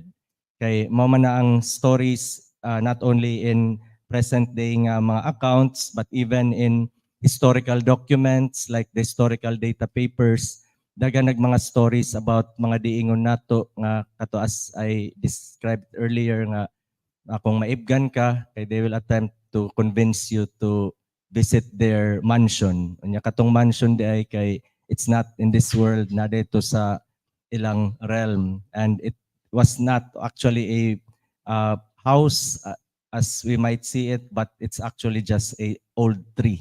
So mo na usual nga story or account. And what's interesting about Biringan City, it's not just a single house, it's an entire nga city, and there are a lot of stories that continue to circulate. Nya katong recent lang na dunggan, and also gi-feature pod sa KMGS kay katong sakyanan nga gikan kuno to siya Cebu or padong Cebu, kay under construction man na ang bridge karon sa Gandara. Nga ang yang makitaan city, pero pag ana niya wala daytoy tulay, marag putol ang tulay kay marag kato kay marag nakuan siya sa biringan nga mga inhabitants. Pero what's interesting also, especially about the etymology, kay nangita ko, wala pa ko nakitaan online nga unsay meaning sa biringan. Unya, in the oldest dictionary sa Visayas, Vocabulary de la Lengua Bisaya, written compiled by Father Mateo Sanchez, assigned ni siya sa Northern Leyte, kuyog ni Father Chirino, who was founder sa Colegio de San Ildefonso. Kay it meant one biringan is lavadero de oro or gold washing. So there's a suggestion of gold panning.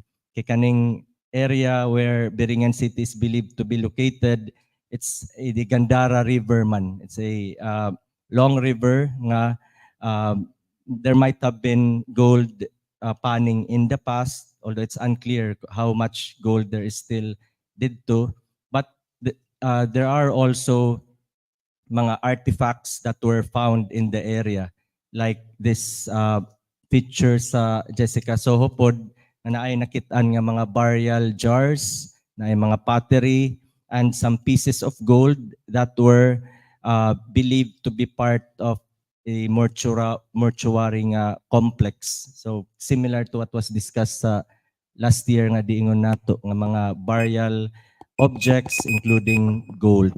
So perhaps that's the connection nga Biringan might be a burial site pod sa una because there are a lot of gold items found in the area, but it could also be a source of gold ang kaning river. But there's also associations with lifting heavy objects, so kaning to bend or stoop under a apparently heavy load, or to tremble under the road, nangurog na ka because it's too heavy, which is the word biring.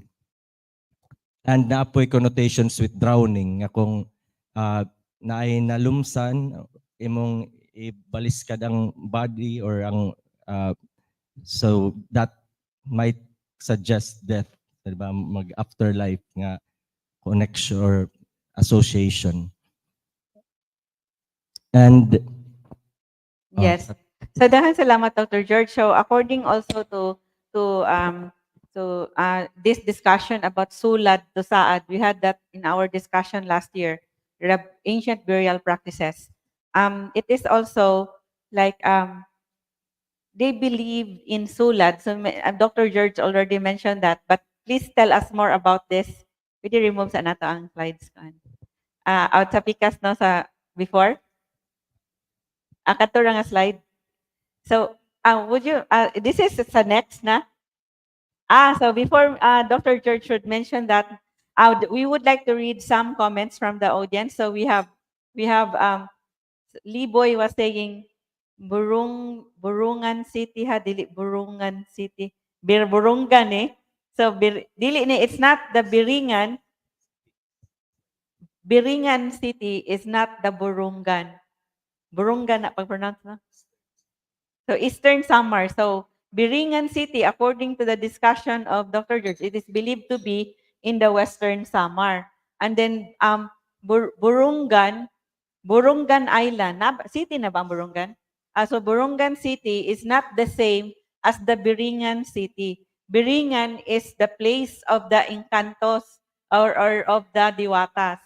And then so there is a question, Hazel Nina is watching from CTU University Moalboal campus.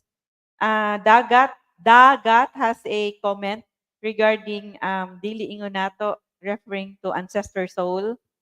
And we also have this comment from our audience here on site, but commented online. The baliti tree is said to be the house of the Encanto.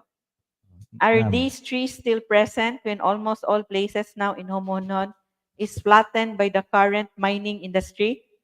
But there's still an area, labi na sa northern part, nga mo na believe, mountainous na nga area na ang mining is mainly sa middle towards the southern part. Pero napanay area nga magkadlukan sa mga tao nga na magkaraang kahoy. So there's that actual place associated with that tale about the Bulanon nga traveler nga documented actually in Cagayan de Oro. So kang Father Demetrio na nga katong compilation niya of folk tales from Cagayan de Oro nga naay katong about the Bulanon traveler and the tree nga walay branches, walay leaves.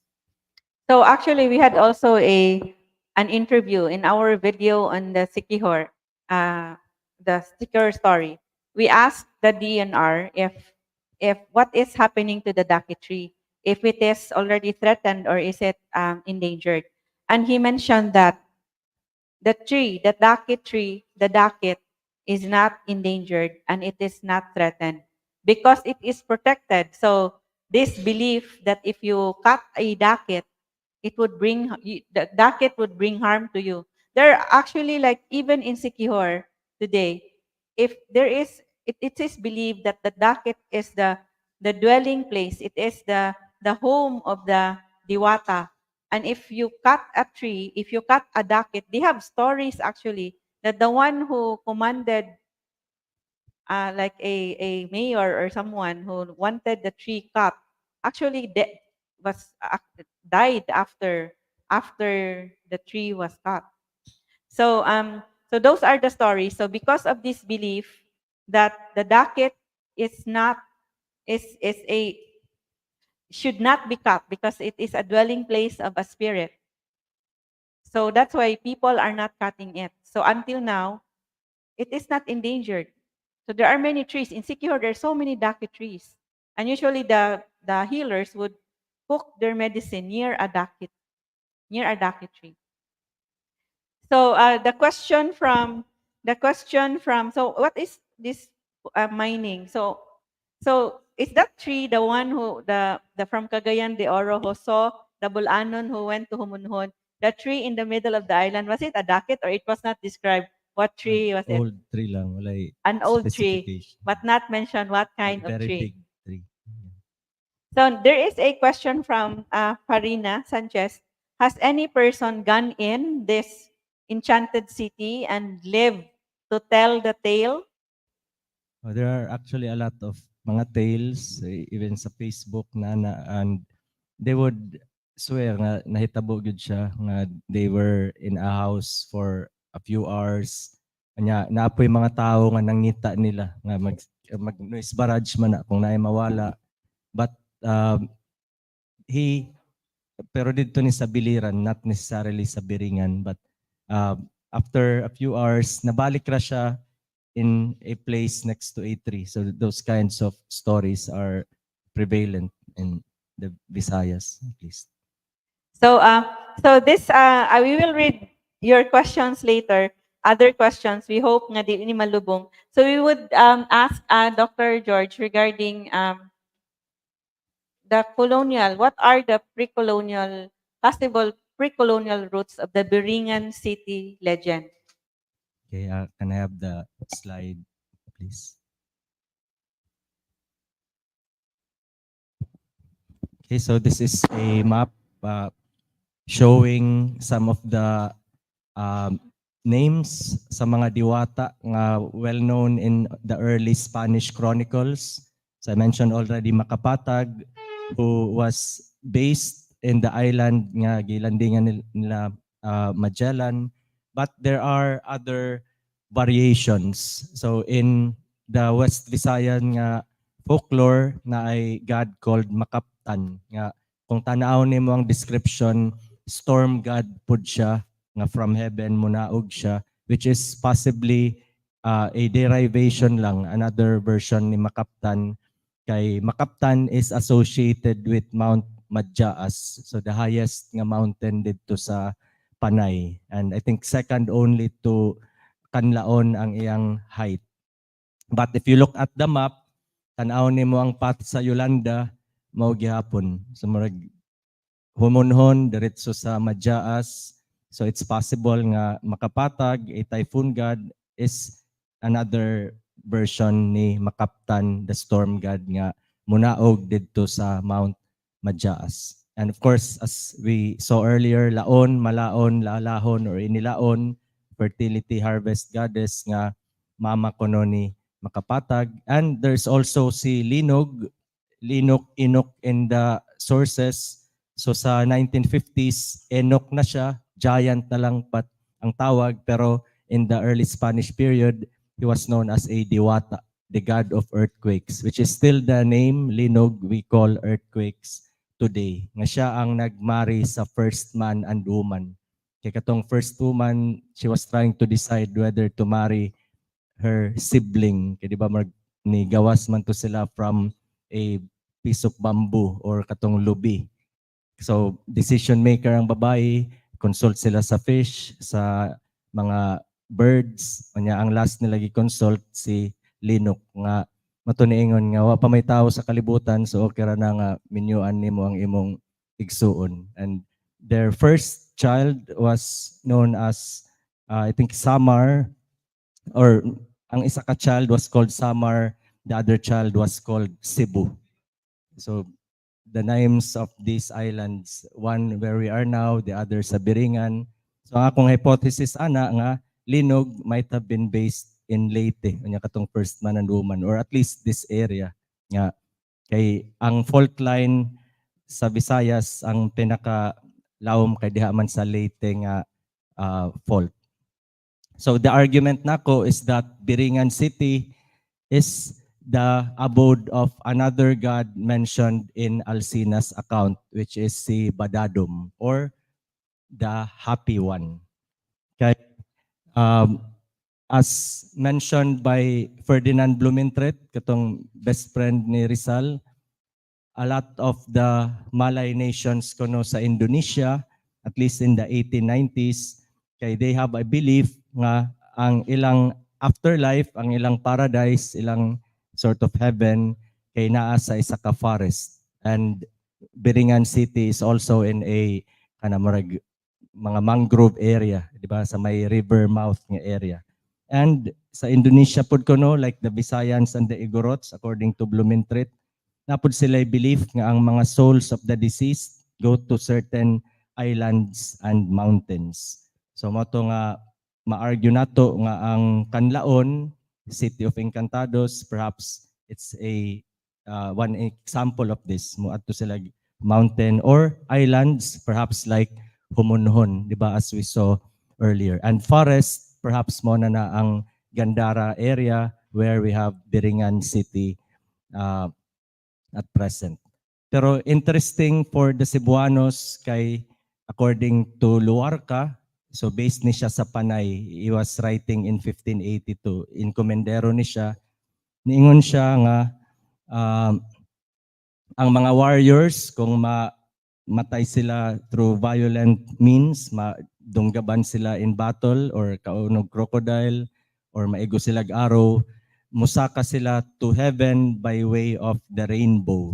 Mahimo silang diwata. And this included mga binokot or katong mga beautiful princesses nga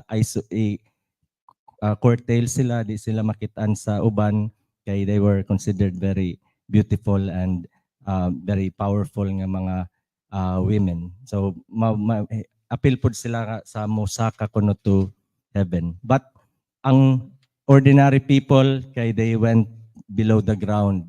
So that was the belief about the Arayas. So according to one scholar, the Arayas might have been the Kinaraya. Kay mosaka sila sa Mount Madyaas, mo ang ilang afterlife. And sa Cebu, Bohol, and Bantay, which is probably Bantayan Island, they go with the god called Sisiburanen to a very high mountain in the island of Borneo. So that's what I show here, ang itong mga high mountain in Borneo, but the highest dito kay is Mount Kinabalu. So dito na sa may Sabah. So very close na sa Philippines. And that was probably based on this pattern ni Blumentritt, mo siguro na origin sa mga Cebuano diri sa Central Visayas kay ang pattern ko no, they go to ang ilang afterlife is a place nga origin sa ilang mga ancestor. So one variation of this dito sa Indonesia kay katong mga Dutch mestizo kay di ba gisakop man sila sa mga Dutch. Ang ilang heaven kuno kay naa sa Netherlands o naa sa Holland.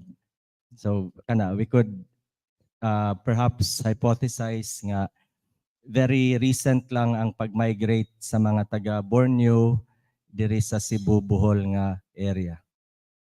But mao na ni si 𝗓𝗶𝗏 nga another god associated with Makaptan nga naa siya 3 sa Madyaas, which is interesting kay similar ni sa katong Bulanon story earlier. Kay katong kahoy dito sa umonhon nga walay branches, walay tree, or walay leaves. Kay naa kuno toy murag mga nails nga ang theory sa katong traveler mo siguro ni kuno ang number of people who died because of cholera or smallpox. So sa Madyaas, this mark on the tree is associated with 𝗓𝗶, the god of death. Okay, so other beliefs, morning, ang inferno, instead of naa sa ang equivalent nila sa heaven is not upstairs but sa ubos. And there was no notion nga punishment ang hell or reward ang heaven. So para nila, afterlife is all the same. Mubalik ka sa imong occupation, whether you're a warrior, diba, like in the Homonhon Tales, mga warrior ang mukuha sa mga spirits nga mamatay og disease. And ang hell nila is along a river. That's at least the representation diha sa manunggul jar. So to go back to Biringan. So mato nga the argument is that Biringan might be linked to Badadom kay kung mamatay ka, you travel across a river.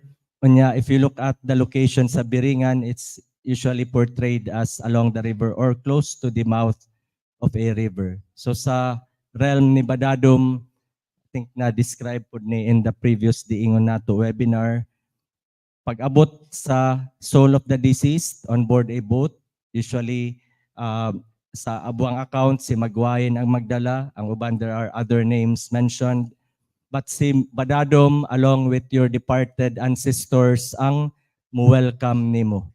And one of the main requirements para maka-enter ka sa afterlife, sa sulad, kaya you have to have a lot of gold.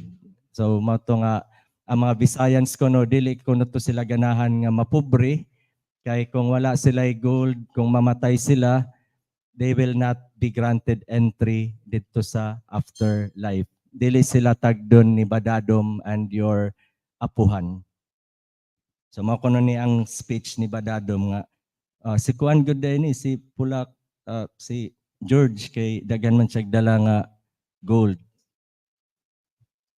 So again, malink ni nato perhaps to those golden artifacts found in the Gandara area nga naay mga ritual pottery nga nakit-an along with the gold or mortuary items found with the gold. Okay, so muna ni akong na-mention about beliefs in heaven na perhaps dili siya as prominent in pre-colonial times or perhaps nakalimtan kay nato'y resistance ang mga Visayan sa belief about heaven. Kay para nila, according to an old Visayan, ang mga katsila kuno dili manggani kuno sila palingkuron sa balay sa katsila or irespetar sa mga katsila. So how can we expect something similar dito sa or something different kung maabot na tag heaven unya magkuyog gihapon ang mga katsila ug mga Bisaya. So there's a possibility nga mo insist sila nga dili lahi ang ilang afterlife to the Spaniards.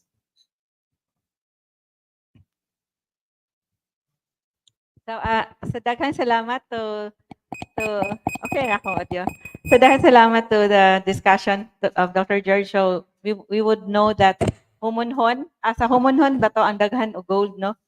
Or in Biringan Sa katong Gandara area. Gandara pag may area, makit- the western Samar area.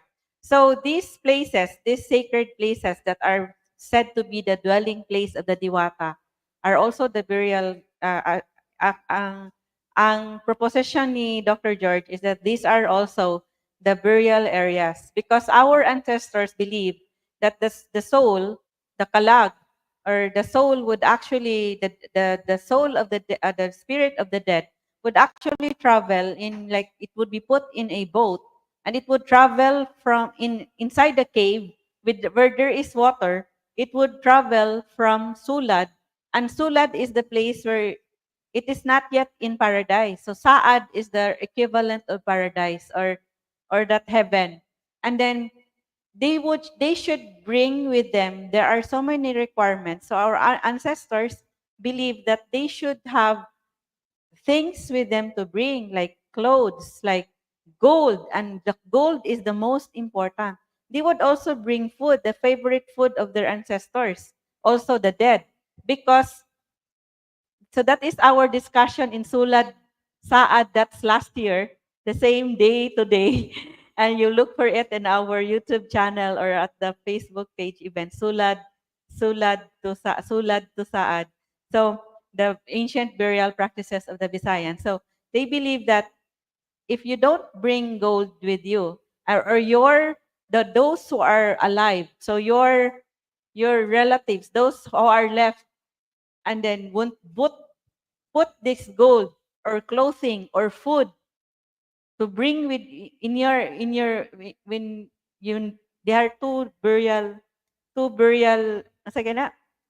Primary and secondary. Primary, there is the primary burial and secondary burial. So the primary burial is you are put in a coffin and you are made to rot, and then later they would get your bones and put it in a burial jar. So you should have gold in both, like in both burial process, in the primary burial and in the secondary. Because if you don't have gold, so they even have, like, if you go to our display there outside, you would see a replica of facial cover. Like there would be gold for a gold mask or covers for your ears, for your nose, and for your eyes. Because if it is through this, the evil, like dark spirits would go inside.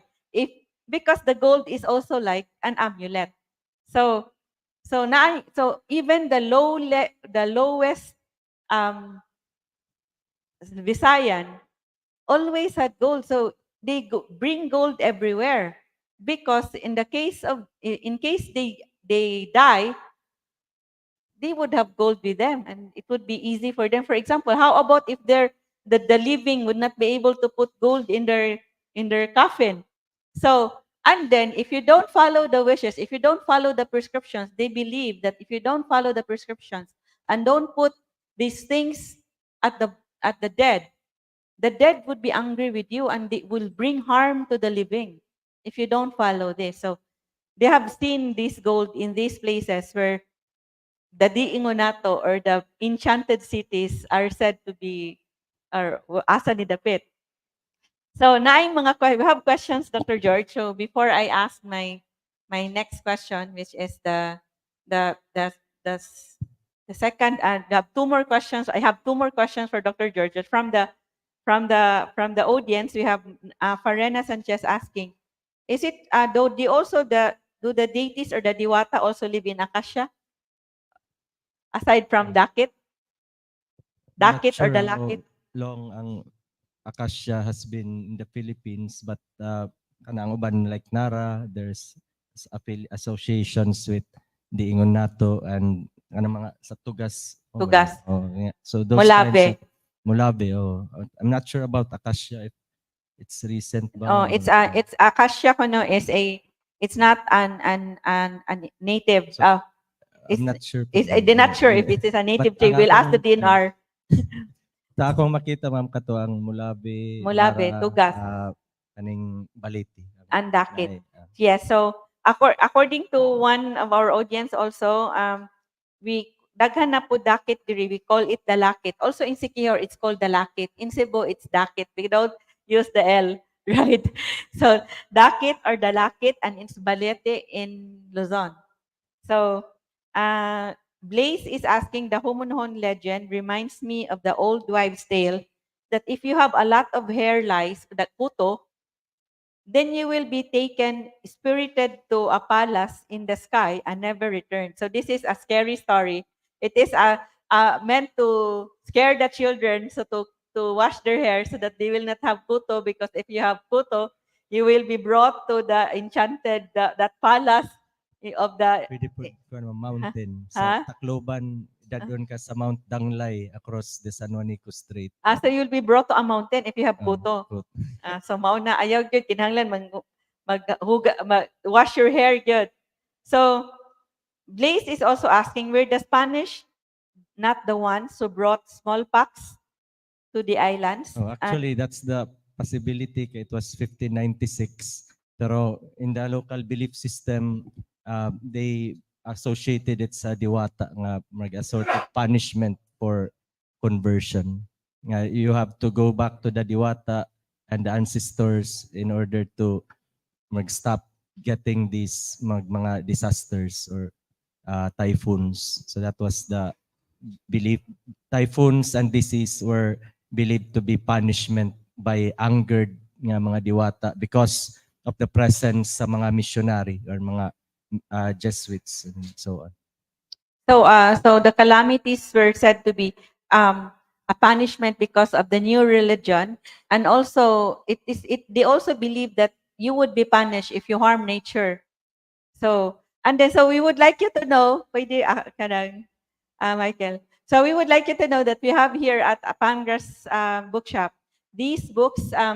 This is Conquest and Pestilence. So in early Spanish Philippines. So you would see here what were the pestilence, the illnesses, or those pestilence during the Spanish period, or in the early Spanish Philippines.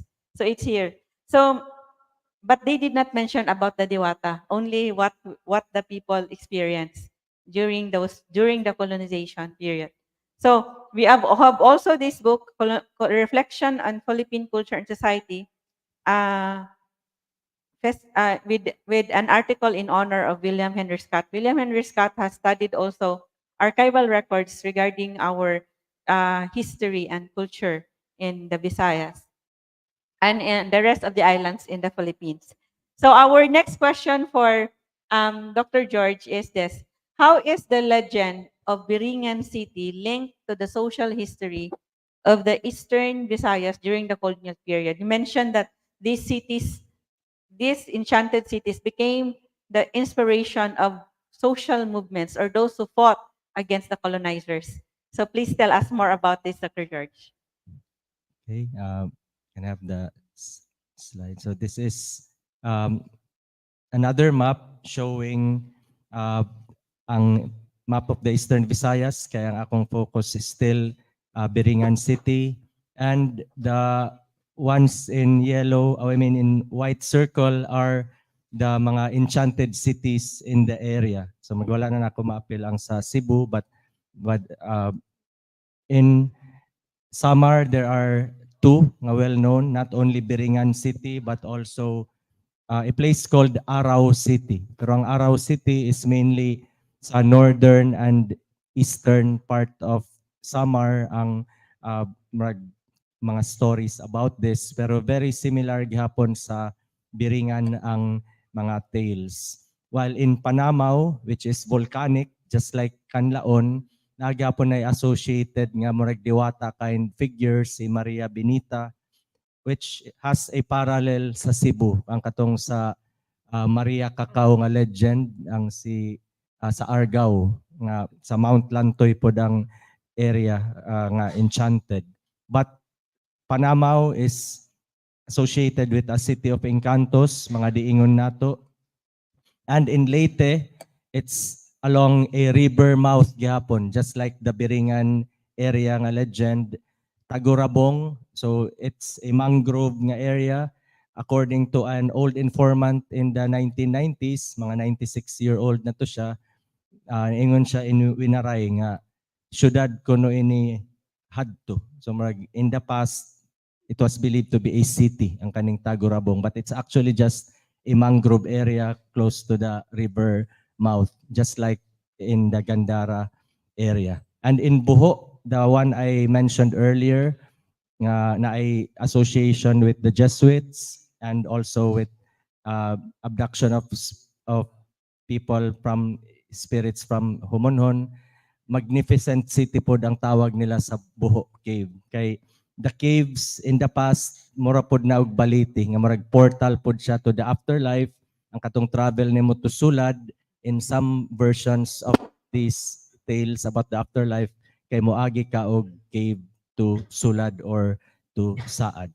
But the ones in yellow nga circle, these are the social movements that occurred in the 1880s until the early 1900s. So the Dios Dios against the Spaniards, the Pulahan movement against the Americans.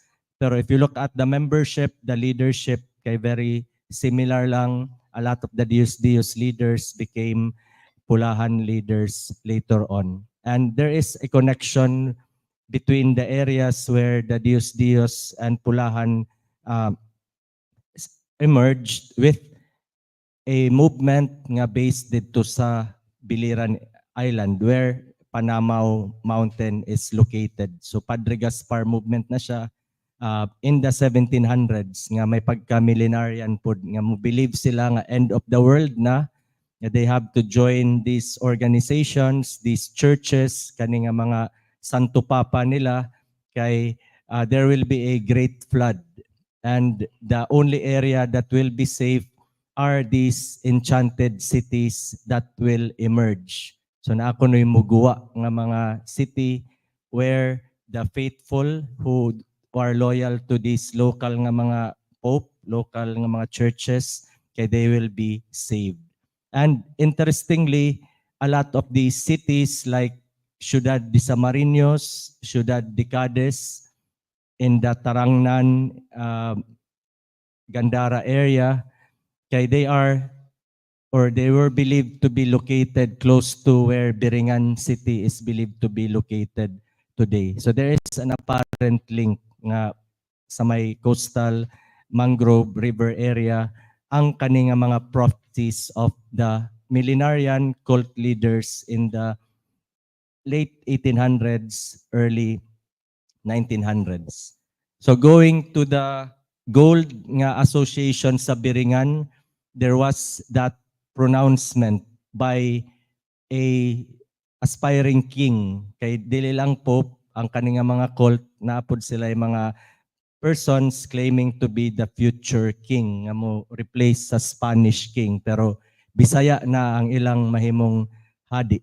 So there was a document captured in Leyte but talking about a magical city nga mo appear in Samar close to the Biringan City nga area. And if you look at the description, gold is also a prominent nga theme nga kaning syudad, kaning church in that city, in that magical German city as they called it, kay it will be very grand ang kaning church and kingdom, and they will be ready for battle against the colonizers. So versus the Spanish, versus the American. So daghan kuno sila og warships, daghan sila cannons, daghan sila soldiers, and the tower kay di ba na may flood, end of the world nga flood, kay it will be safe kay it's very high. And according to this document captured by the Guardia Civil, it will be around 31.5 meters high. So marag high, almost as high as Burj Khalifa dito sa Dubai. So imagine a tower sa may Biringan area nga as high as Burj Khalifa dito sa Middle East. So that was the prophecy. And there were similar prophecies of a golden church diripod sa Leyte where the Pulahan movement spread. Pero there were other related prophecies nga ang katong mga inhabitants of these magical cities, mga diingon nato, kay they will help in the battle against the colonial powers. So in 1884, Borongan, katong na-mention kanina nga place, so those who died in the cholera epidemic of the 1880s, kay mao man nga event ang naka-trigger ani nga movement, kay they will be resurrected. Unya, they will live in this magic realm led by a king of immense power called Francisco de Sales. Unya, like the anting-anting belief, kung mo join ka aning organization, dili mo matablan og bala, which is a belief carried over later to the Pulahan movement to pud. So very scary to ang Pulahan warriors to the Americans, kay they had this belief nga dili sila madutlan og bala, and they were very brave in fighting the colonial forces. Pero what made them brave is perhaps these beliefs nga tabangan sila in battle by mga diingon nato. So in Bruce Cruikshank's account, there is no translation provided. Moingon ra nga 6 invisible Negros daw motabang, but this is similar to the tales nato about the 𝗘𝗶𝘀𝗆 or the 𝗚𝗲𝗃 there is sa Visayas, nga very tall, nga dark-skinned nga mga beings, or 𝗶𝗴𝗃 as it is called in Father Alcina. So 𝗶𝗴𝗃, according to Alcina and Chirino, kay mupuyo kuno na sila og mga baliti tree. Pero dili sila ang owner. Nag-board ra kuno to sila sa baliti, kay ang baliti naa panay lain nga spirit called a diwata nga sila ang actual owner. So murag landlord ang diwata, kaning 𝗶𝗴𝗃 nga dark-skinned being is just the border. Unya dili kuno sila friends according to Alcina, ang 𝗶𝗴𝗃 og ang diwata owner. Pero in the 1980s, kaning nga belief about the help of invisible beings kay ma-retain na in stories about Araw City. Di ba katong Biringan type city sa northeast Samar, nga nagpaabot ra kuno og signal ang mga diingon nato in Araw City to help in a global world war. Unya naay motabang nila nga some sort of giant figure. And Shu lang ang ma-mention, pero in Eastern Samar, what is a very popular tale is a folk hero, a giant called Makaandog. Natanawon nimo ang story about Makaandog, makakos siya og storm, og earthquake, kay very similar to the gods Linog and si, kinsa ganito ang sa humunon, si Makapatag. So it's possible nga makaandog or makaandog, which means marag scary nga person, kay it's a new version of Makapatag nga diwata. So na-retain nila ang belief in the diwata, but this time just referring to them as a ancestral giant. So sa Borongan na gihapon ni nga folktale nga Makaandog is their ancestor giant nga founder of the city. So si Makaandog and the diingon nato sa Araw City motabang sa tao in a war against their oppressors. Which brings us to what Ma'am Agripina said earlier nga tapos na ba ang atong struggle for independence or for freedom. So apparently in 1980s nga Samar, ang ilang folklore would suggest nga for a lot of people dili pa, kay nagpaabot pa kuno ang mga diingon nato to assist them in their struggle for freedom. And daghang salamat, Dr. George. So we have so many comments already also. But we would like to ask, was there actually, in your research, actually there was one who was asking for references. I think Dr. George has references as when he discussed those slides. Wala So, ray bibliography pero So we would like to know if was there an actual battle where they won and they would attribute the battle, the victory to the assistance of the Dili Ingonato or the spirits or the deities? ang sa Pulahan at least mo kanang millenarian group kung makadaog sila against the colonial forces. So there is no mention of nga mo-assist ang mga diingon nato, pero if you look at the context nga mo-appeal sila or mo-join ang mga ordinary folk kung makadaog sila, to them that was a sign nga kusog gay ito ang anting-anting, and that these spirits of the other world kay ni-assist sila sa revolutionary. So sa Manila, there is actually an equivalent to that, a giant called si Bernardo Carpio ang sa mga Tagalog. Unya, mata argument ni 𝗓𝗏𝗃𝗀𝗃𝗏𝗃, a well-known historian, nga kaning mga beliefs in mga diingon nato, in mga folkloric giant nga mga diwata nila sa una, it was a very important nga factor in people's joining the revolution. So mato nga di sila mahadlok kay they believe nga gibakingan sila sa ilang mga ancestors, sa mga spirits of the environment. And of course, si God, Jesus, and the Christian pantheon of deities and figures. So my last question, we actually, there will be an open forum after this my last question. And we'll also read the other questions, comments and questions, if you put it at the comment section of this Facebook Live event. So we would like to know, how can the study of the enchanted cities help us understand, would this help us understand more about the Philippine history and culture, or the Visayan history and culture? Okay, so by way of summary and linking it with mga studies about folklore, we can reference si Isabelo de los Reyes, who was an early folklorist. So he is considered as the founder of folklore studies sa Philippines, and contemporary ni siya ni Jose Rizal. So he sought in a book called 𝗓𝗏𝗀𝗏𝗃 Filipino, nga according to Resil Mujares, ang important nga contribution ni De Los Reyes kay iyang gi-highlight ang importance of folklore as a means of knowing more about who we are.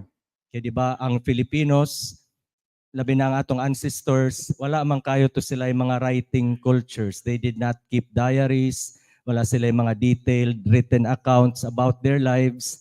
Ang ilang stories kay usually naa sa oral accounts. So whether chika sa mga marites or mga tolits, kay naanay mga very interesting information about who they are and their history. So for Mujares, and De Los Reyes, this is our archive of popular knowledge, ang kaning folklore, in order to understand and reconstruct scientifically the history and culture of a people.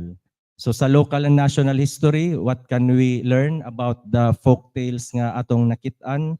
So one is colonization and Christianization. Di ba, the fact nga these cults in the late 1800s, early 1900s, ang ilang leaders referred to themselves as kings or popes, kay influence na sa colonial rule. Pero the fact nga these cities would appear in places like Biringan, kay that's also perhaps a throwback to our pre-colonial belief system. Nga kani nga diingon nato might have been our ancestors nga naa sa other realm. So of course, the nationalist revolution, so si Rizal na napod to'y belief dito sa northern eastern Samar nga ang hari nila si Rizal nga naa sa Araw City. So that was in the historical data papers of the 1950s. And of course, post-independence nation building and development. Kay as some scholars have pointed out, kaning mga Biringan city story, di ba, very advanced, very modern, Singapore-like nga city, pero ang surrounding areas is very depressed, very underdeveloped. So perhaps that's a projection of aspirations of people in the area. And sa folklore pod, retracing local histories through folklore, kay we can get a better understanding of how our cultures have changed across time, and incorporated or were influenced by our colonizers. So like what I mentioned before. And in this case, from enchanted villages, sa mga diwata or to the dead ancestors, kinahimo na siyang mga ultra-modern invisible city like the Biringan City nga legend nga we are all familiar with sa social media. So, daghang salamat, Dr. George. So, actually, as mentioned by Dr. George, he was also saying this in our interviews with him in the past, that the folk stories would actually tell you more about the people, their aspirations, their values as a people. And we would also know that, like, I myself grew up with the stories, like, of these Encantos. My father, because I grew up in the mountains in Mindanao. There was no, at that time, when until grade 2, there was no electricity yet. So at night time, after all the chores and after the rosary, and after the rosary by my mother would ensure that the rosary would be prayed every night. So after the rosary is now the more exciting part, the most exciting part of the night, which is the storytelling of my father. And you would just hear his voice telling us about these magical places of these kingdoms and the palaces of the Encanto and the Encanto. He called them Encanto. And there were always actually kings and princesses and those who would fight for justice, and also there were always lessons in the story. And I keep on telling you this because the most important lesson that stuck to my mind when in one of his stories was this. The lesson is, kung gusto kang magdali, ayaw pagpanglaktod. If you want to hurry up, if you want to be quick, don't take the shortcut. Because the story was that this boy wanted to go to his destination fast, so went to the shortcut, which is in the forest. And then instead of being quick, and he encountered the snake, he encountered the manananggal, he encountered so many things. Like the manananggal is actually someone whose hair was very long, and the hair would also go to the openings of your ears, your nose, your eyes. So aside from being cut into two, like the lower part would be cut, diba? It has very long hair. I forgot, is it the manananggal or anananggal? He calls it anananggal. And the lesson is that kung gusto kang magdali, if you want to be quick, don't take the shortcut. So which means there's no you should, and then I would remember that when sometimes you want instant, right? And then you would shortcut the process. So instead of getting the best result, you wouldn't get the best result because you did not go through the long process. So anyway, so this would, of course, our deities would fight for justice. They would bring harm to those who were also kanang mga nagbinuang, di ba? Those who commit also wrongdoings, they would also be harmed by, they believe that the harm came because you were not a good person. So anyway, so now we have the open forum now. So ang atong mga cosplayers would, if you mukuan na sila, musalida pa mo. So after the open forum. So then ato na mo sa silong or muli na mo. So mag-picture pa mo nila or di na? Okay na to? So we would like to have the former editor of Sunstar Super Balita to give his question. Pwede na to balihon ang microphone. Or asa man ni siya? Dito siya mo atubang? Oh, okay right. Okay rin na diha ang microphone, ang dire siya. Ay, pwede mo aring ka sakta na niya ang camera. Actually, this is a question, no? Kining about Pulahan ba? I came across with them sa kanang grupo.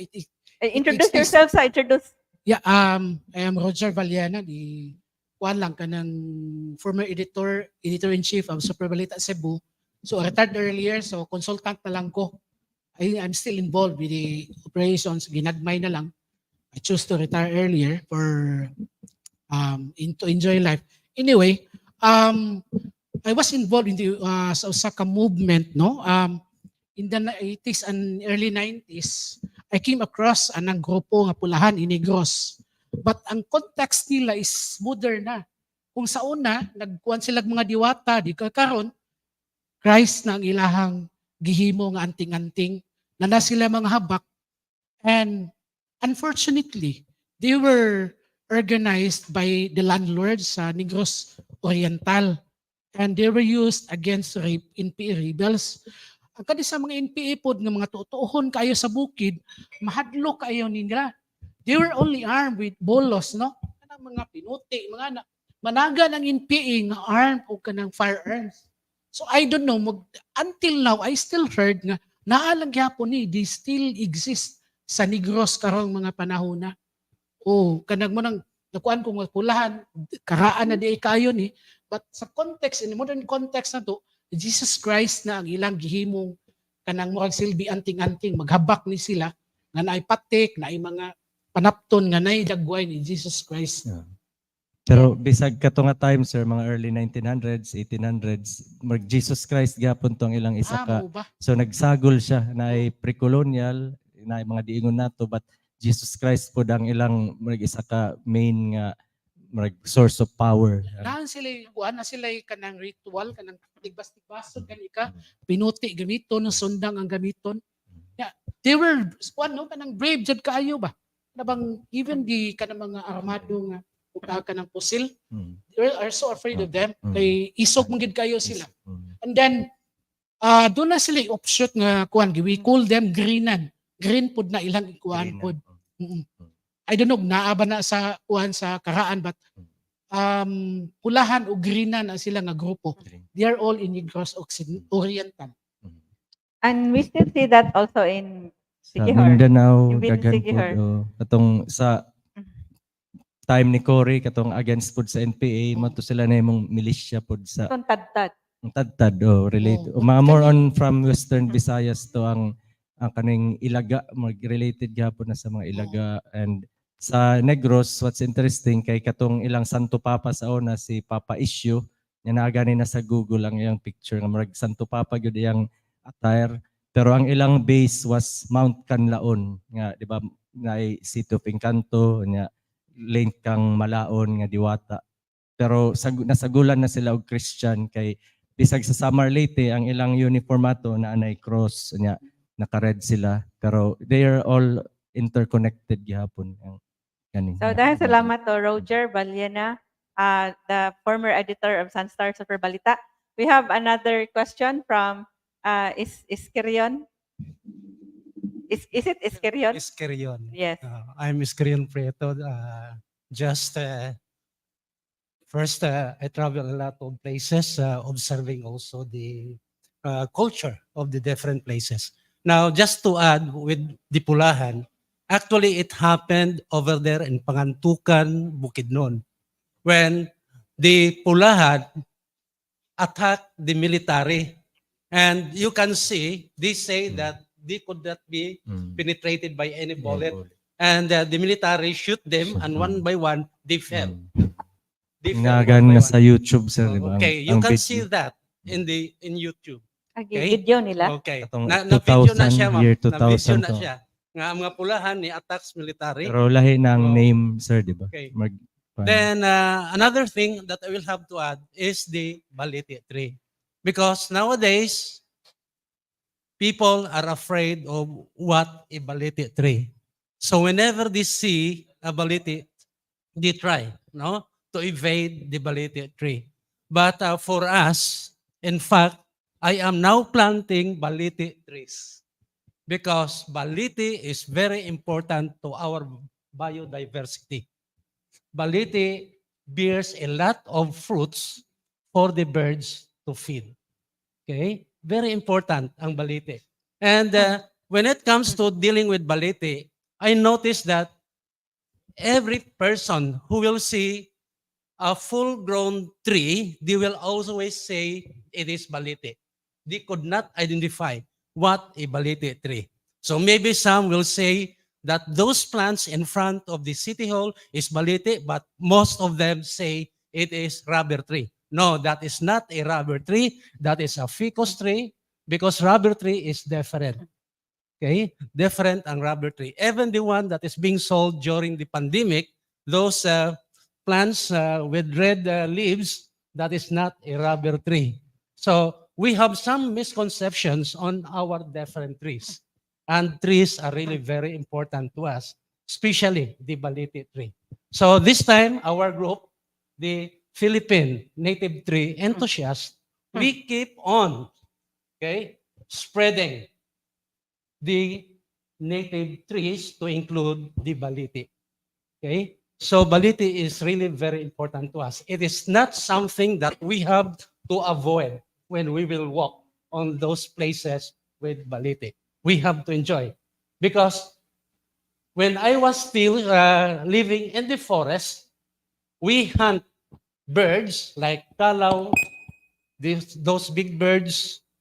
We always look for a baliti tree because the baliti tree is always filled up with a lot of birds. Okay? Daghang salamat, that's it. Iskerian. Thank you. So, dahil salamat to the sharing of Iskerian, who also mentioned about the bitaog tree, which also known to be also a home of the Encanto.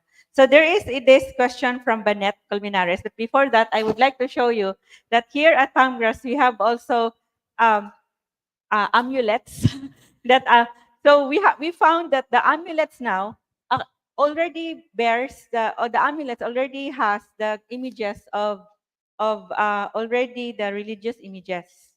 So that like Virgin Mary, and also like this is not a religious image. Unsa ding eye? So Kana eye of God siguro. eye of God gihapon sa God ni siya.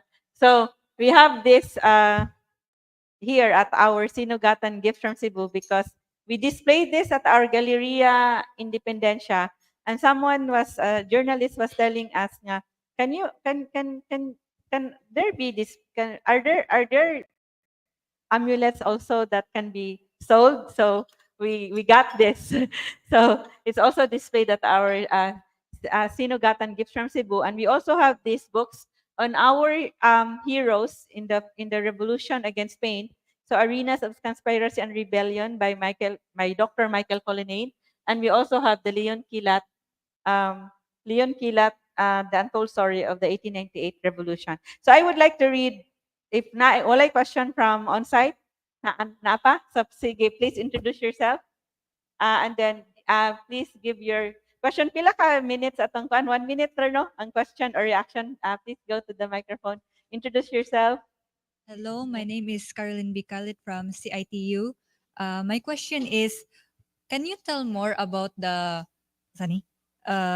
more of the afterlife, the process, how a person would go through the afterlife? Because I was curious of like after we were like in the past na we will be buried and we have to be buried again. Unsa ang process ana? Like kinsa may mag-wait na nato sa atong soul? Wait sa afterlife? Like example katong nasa Greek katong si Chiron bato and mag-wait katong- sa river. So katong kang Father Alcina na nga si Badadom kuno is the greatest nga god to sa may Western Samar nga area. So iyang gi-contrast with Eastern Samar, Northern kay more on si makapatag man to ang ila og si Malaon interchangeable ang mother and child. Pero sa Western si Badadom kuno unya na ako nay mouth of a river, diha to ang first stop. So you have to have enough gold so that you could be recognized kuno by not only Badadom but also your ancestors, imong mga lolo, mga deceased nimo nga na-welcoming committee, and you have to have enough gold, otherwise dili sila makaila nimo, dili ka ma-recognize. So that's why nga if that happens, according to the other accounts, you will stay in that village until such time nga your relatives can offer enough riches or bahandi or gold so that you can move on to the next step. So there were 2 other villages mentioned, ang katong Ayaw or Ayad, which is the village sa papa ni Badadom. So that was the next step. And then you went to another one, nasa slide ang name, nga ang closest I could find nga word is a word for a boat, which is reminiscent of the di ba ang mga representations of the afterlife nga mosakay kag boat.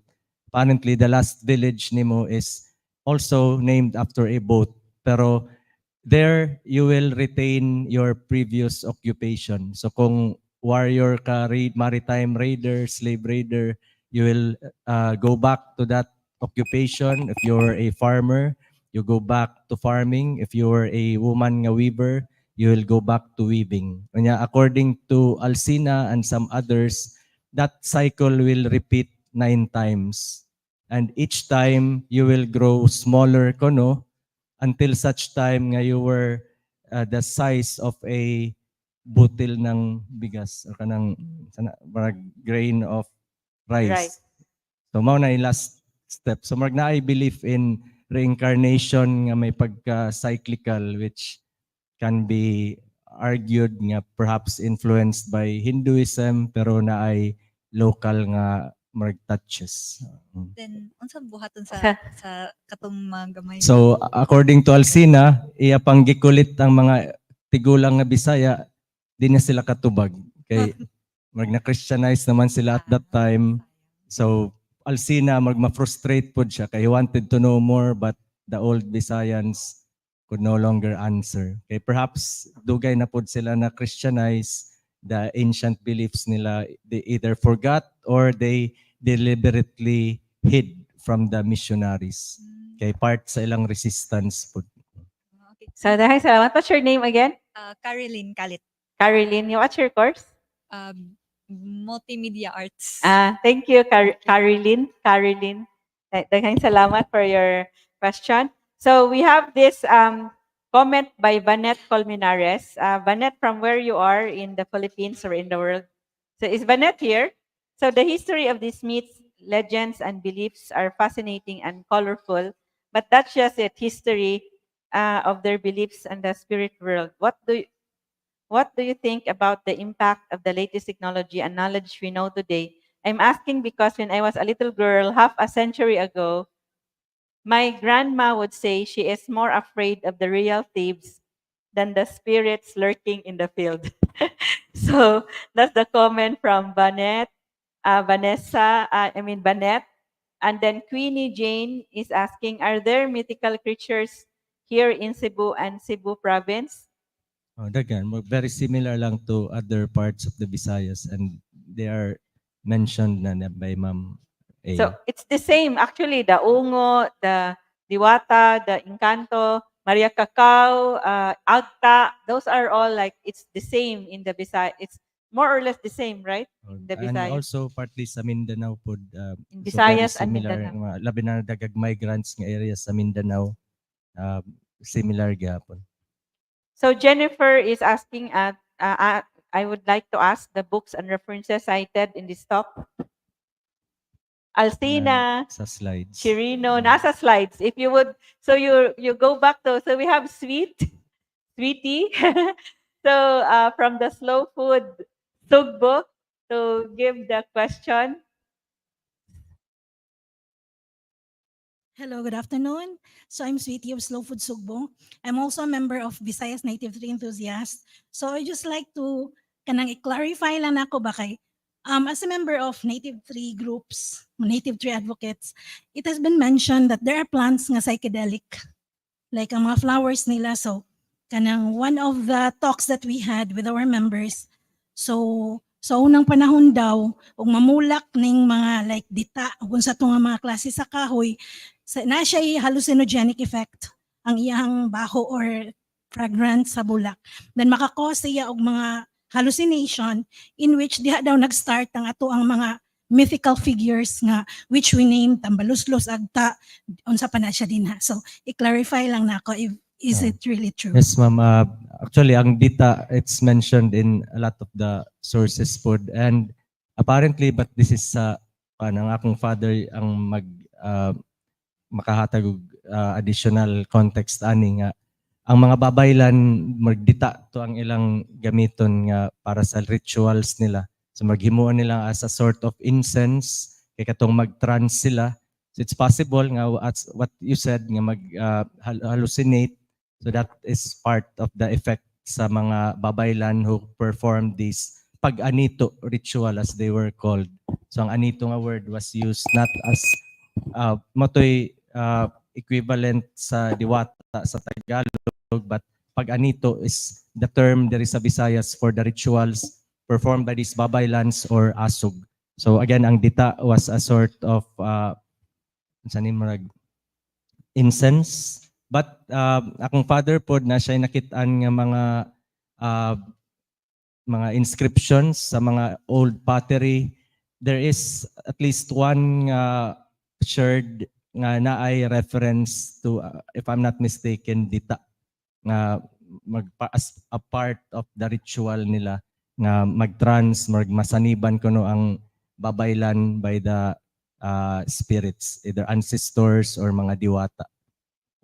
Yes, so it's actually the father of Dr. George Borinaga is also historian, Dr. Rolando Borinaga, and he has this book. Although I think it's already out of print. We sold his book Surat Bisaya. It contains the potsherds of the diwatas. I mean of the pag-anito or the babaylan, the potsherds of the babaylan. They would put their Binisaya chants in the shards and the pots. And then so there were artifacts of the pots of the shards, the pot shards, and we saw they saw the writings of the babaylan in the pots, and so there was a mention of the dita tree. Then so according also to some those missionaries who wrote about what they saw in the Visayas, they would call the babaylan as the charlatan because they would have a different voice when they would say that, but they would mention that the devil would go inside them and they would speak. So the devil could have been their deities or ancestor spirits or the deities. And then actually Dr. Jojo Buenconsejo, he is the former dean in the College of Music in UP Diliman. He also has a study on ethnomusicology, and he went to the areas in Mindanao, in Agusan, and he took a video of a babaylan there having a trance. And also, the voice changed because they were asking for permission if Dr. Jojo would be given the information about their music. And then the babaylan, it is in YouTube. I saw it. And then the baylan, I don't know, it's babaylan. I think it's baylan. The men and women, they are now called baylan, not babaylan. The healers or those spiritual leaders. The baylan changed the voice, his or her voice. I didn't know it was a man or a woman, because it is now the one they were calling, the spirits who were talking. So actually the ancient Visayans were very good in herbs or in medicinal plants. So they know many things for medicine, poisons, and maybe for those that could make them awake or could, go into trance. So, and also to make them talk with the deities or the gods or the spirits. So, do we have a question? Another question from the on-site audience? So we have Blaze GT saying, it is cool that the Bisaya afterlife is called Saad, like promise. Yes, Saad is promise. And then Nina Sibilia from Leyte is watching. Salamat for joining us. Tony Salazar. Tony, from where are you, in the Philippines or in the world? Question, I am fascinated if there are instances where modern day advocacy groups draw from folklore to advance their interest. Meron bang case na groups like environmental advocates draw from these narratives to promote environmental conservation? So maybe some groups here and others in online can answer this. And of course, we at Pamgrass, we always take note of folklore in our stories, or even we have these stories from the scholars, the academicians, but we also take up folk stories. So that's why when we trace the healing heritage of Siquijor, we started with the daket because it is the oral tradition, and we ended also with the daket. That the daket has survived until today. It is not endangered. So the healing heritage, we we had a comparison with it. Like the healing heritage of the Visayas has continued with already now syncretism. I first heard that word from Dr. George also, the syncretism, when we discuss about the anting-anting. Because they now take the Christian God and saints, they integrated it with the healing practices for them to survive. And according to Dr. 𝗘𝗶𝗀𝗃𝗺𝗏, the natives have won in the fight against them being erased. So they were not erased because they took some parts of the new religion, integrated it with the ancient religion for them to survive, for their practices to survive. So that's it's in our, we will publish it soon, but we have discussed that in our previous discussion in Alim, the wonders of the traditional medicine, medical practices. So this is from Tony. Tony, from where are you? Andagat. Liboy is saying, hinaot unta nagtanaw ang mga LGU or State University in Eastern Samar and to invite George Borinaga, Emmanuel Borinaga, to talk about this. So Ferdinand Ascaraga is watching. So by the way, Ferdinand is the one who is also a heritage advocate, and he made a replica of the Visayas Patanaw earrings. These are gold Patanaw earrings. Makita ninyo? Nakuhaan sa akong buhok. So we have this shown in our gallery, and also we have this also at our Sinugatan gift from Cebu. So we have a replica of the ancient Visayan Patanaw earrings. This is now gold-plated with brass cutlets. So Patanaw means look at me. So it would be, of course, gold is very important because you need to have gold with you wherever you go. It's an amulet. And when you die, you go to the saad if you have gold with you. So we also have Ricardo Jose Castro. Ano ba talaga ang meaning ng yawa in Bisaya language? Because in Cagayan, in Ilocano, yawa is magbigay. At Marindoque, yawa is powerful and symbolize bull. Why the word was demonized? So we have Dr. George here.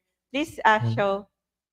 Yawa, according to Father Alcina and others like the Mintrida Dictionary, they suggest nga it was a forest god.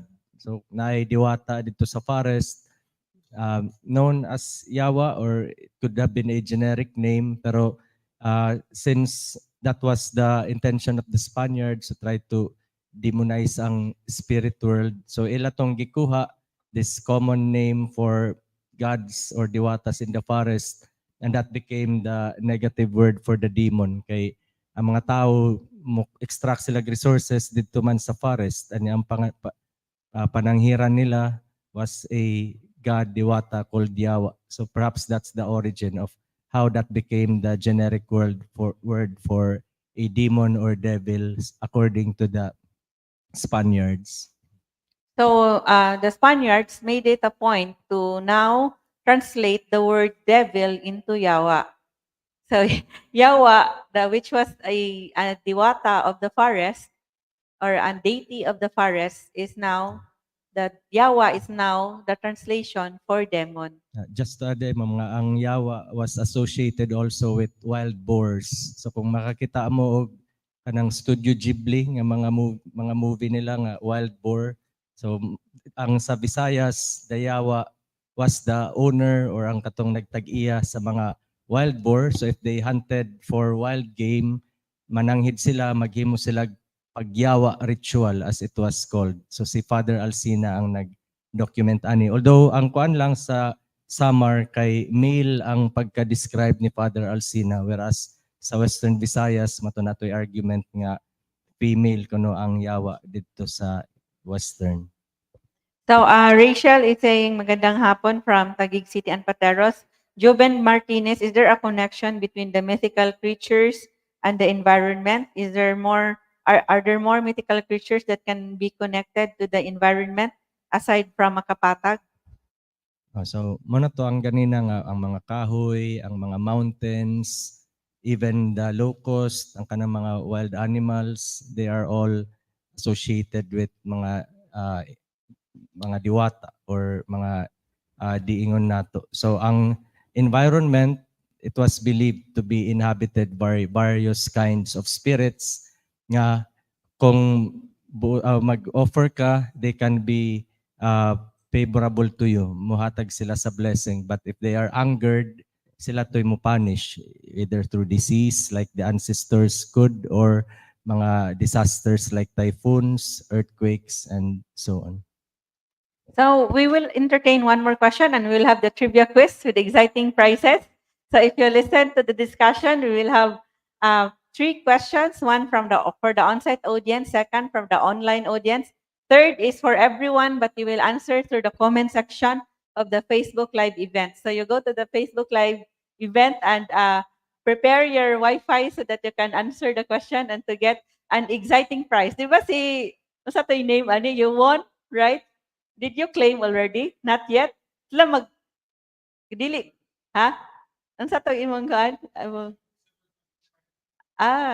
So do we have another question from, yes. Please introduce yourself. So good afternoon, Ma'am Sir. I'm Jazzy Ninyo Jimigallos from What's your name? Jazzy Ninyo Jimigallos from CITU University. CIT. So my question, Sir, Ma'am. Multimedia also? Yes. Yes.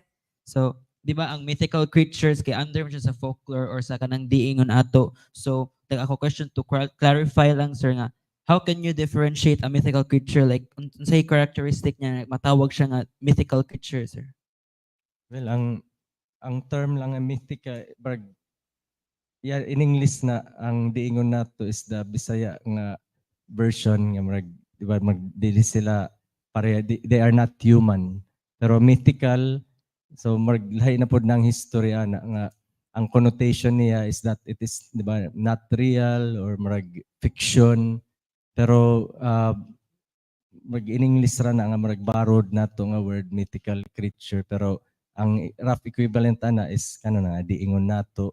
But mythical, there's a connotation nga it's not true, it's fake or it's fantasy, pero diingon nato ang connotation is that they are real, tinuod na sila, pero dili sila pareho nato. In a lot of cases, dili kayo nato always makitaan. So occasionally visible ra sila, like the Encanto.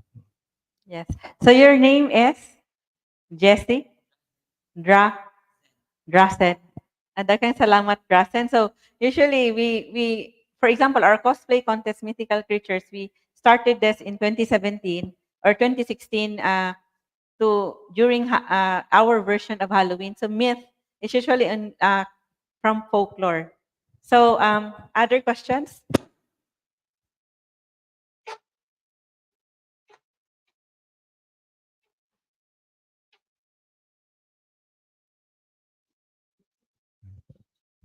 So kato nga, just to add nga, mayong tag myth or diingon nato, it's a matter of labeling, di ba nga?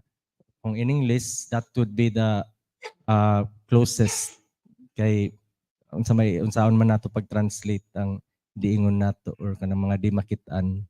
So the closest in English would be mythical beings, mythical creatures, or mga unseen beings ang katong isa ka translation. But they refer to a phenomenon nga naay mga beings na mo manifest sila by mga storms bakaha or mga what we might call natural hazards, or there are mga events nga dili nato ma-explain. So often we associate it with these unseen spirits. So dahil salamat to Dr. George. So now our trivia quiz with exciting prize. So our first question is the prize for this is the cake of the month, which is it Miss You? Miss You. So so the question is this. Name one enchanted island in the Visayas. And if you want to answer, you raise your hand and you go to the microphone. Yes, go. Biringan City. Island. I was saying an island. So, who was the first? You were the next, right? Please go to the microphone. Introduce yourself. Please take down. So I'm Rodney Lim. It's Homonhon Island. Homonhon. Congratulations. Wala, ikaw ra ba judge, ani? Sige lang. So, next question is for the online audience, so not included those on site. But if the online audience cannot answer, we will give a chance, or you will go na lang, both na lang, the second and third, online and on-site, but you answer through the comment section. So the question is this. According to folklore, the price is our coconut wallet. So you can put your, if you still have USB, your coins, or whatever you wanted to put here in this coconut wallet, you will win this if you answer this question. According to folklore, where is the Biringan city located? Answer to the comment section, ha?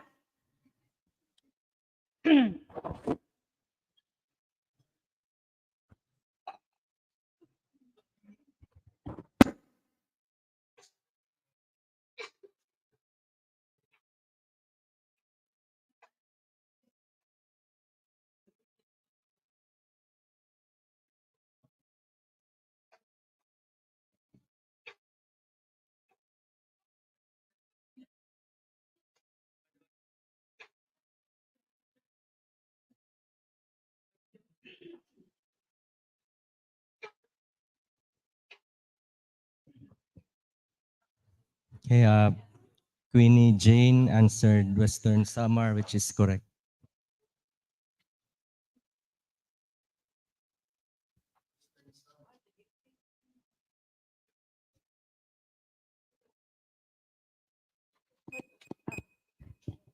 Congratulations to Jane for winning the coconut wallet. Wala na.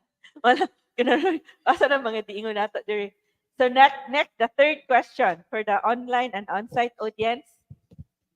The prize is an Instagrammable and therapeutic kawa ba? Walay labot na si Kuan. Wala na labot ang laki. So the question is this. So the question is this. Pwede sad ni siya tinulang kawa bath, tinuwa kawa bath, which is with ginger, sea salt, and lemongrass. So the question is this. Name one diwata that dwells in the enchanted places in the Visayas. Comment section. So we have,